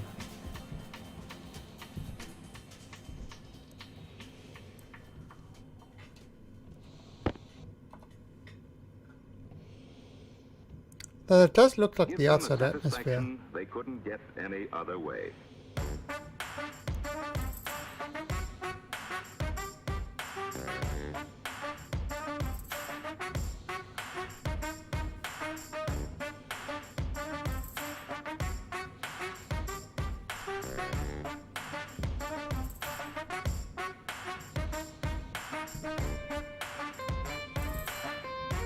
Well, and what this room actually is I can put stuff in there and it recycles and goes into the centrifuge. And then I can turn the centrifuge on and it takes all the stuff that is gathered and splits it up into like copper and all that sort of stuff and sends it into the smelter. So we don't turn it on until we need to, but it just gathers, a lot of stuff we can actually recycle. Oh, just waiting for this to get to a vacuum so I can leave.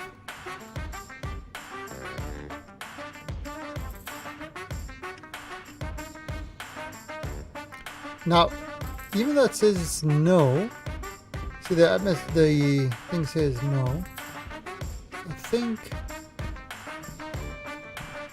yeah, we pretty much had a vacuum. It's low enough to be a vacuum.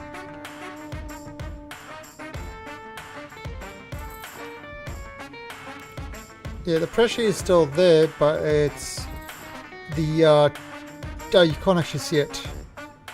Yeah, the temperature over there is no, which basically means it's small enough to be a vacuum. So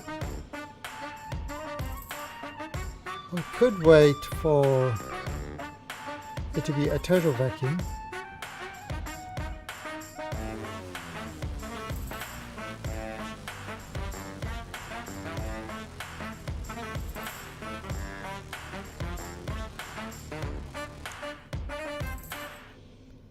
Ah, look at that. Centipascals.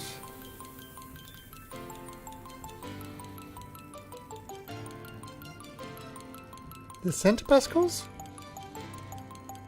Millipascals.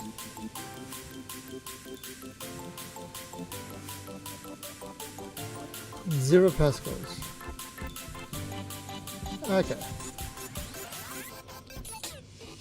There you go. Nothing. So this is complete vacuum now. Open this door. Yep, alright.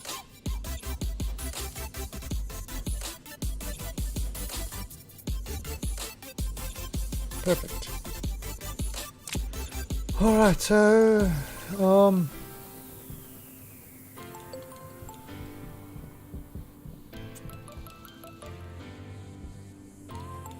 oxygen is 355. Where's my oxygen temperature?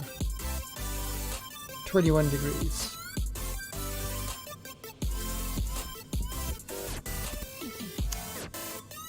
Hey.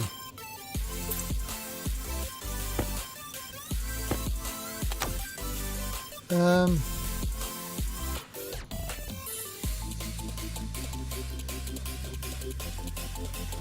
so let me make two of these.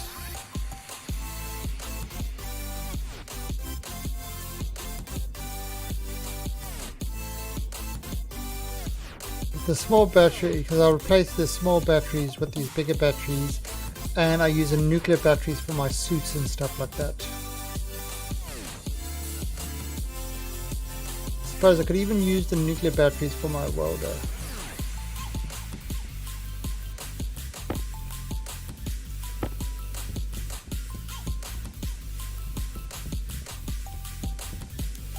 Oh, so that's spent a little bit of time outside and it's still fine. That is good work. And that nuclear battery there is also almost charged. Those guys are charging up now. Okay, so that is looking good. Alright, so that's happy to sit outside.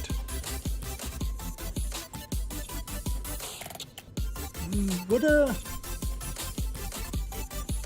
giant miner even work with this? Yeah, you see, you can't move it, so it's kind of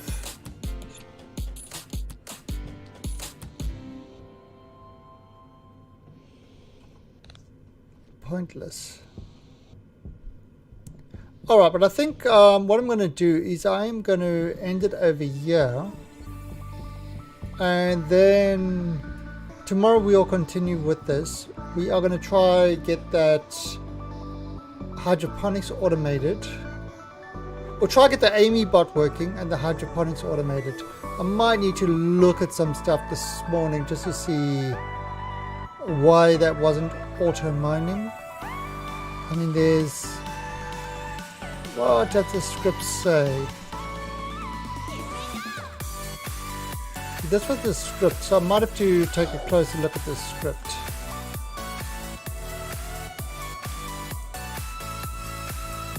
Set robot mode no. Robot mode roam. Roam and yield. Mode robot mode. Equal to 0 mode initialize.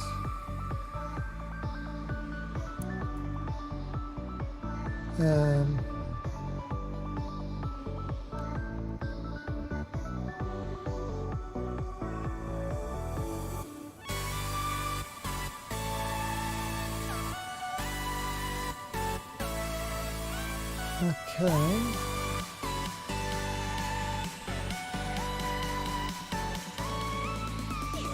So I mean it should.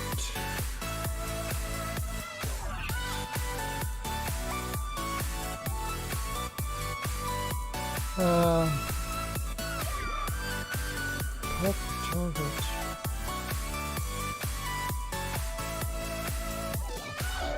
Yeah, I'm not sure.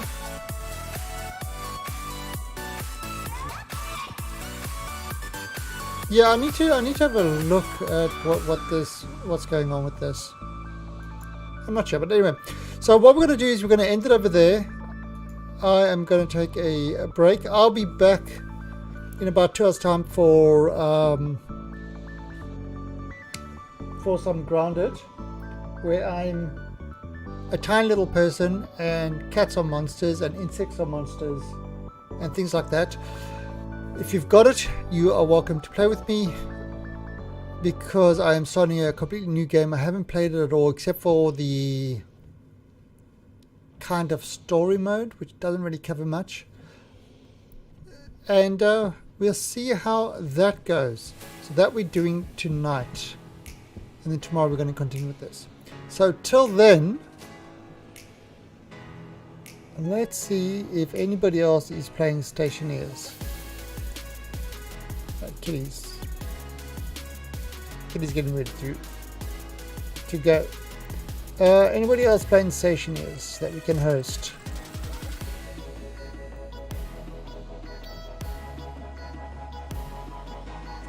Okay, looks like somebody's working on their pressure room.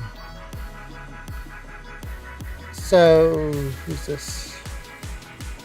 HJ.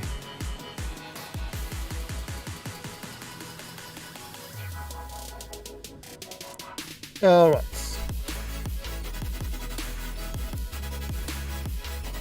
So, yeah. So let's host Mr. HJ. And I will catch you guys in about 2 hours time with Grounded. So, till then, thanks for tuning in. Catch you later. Bye.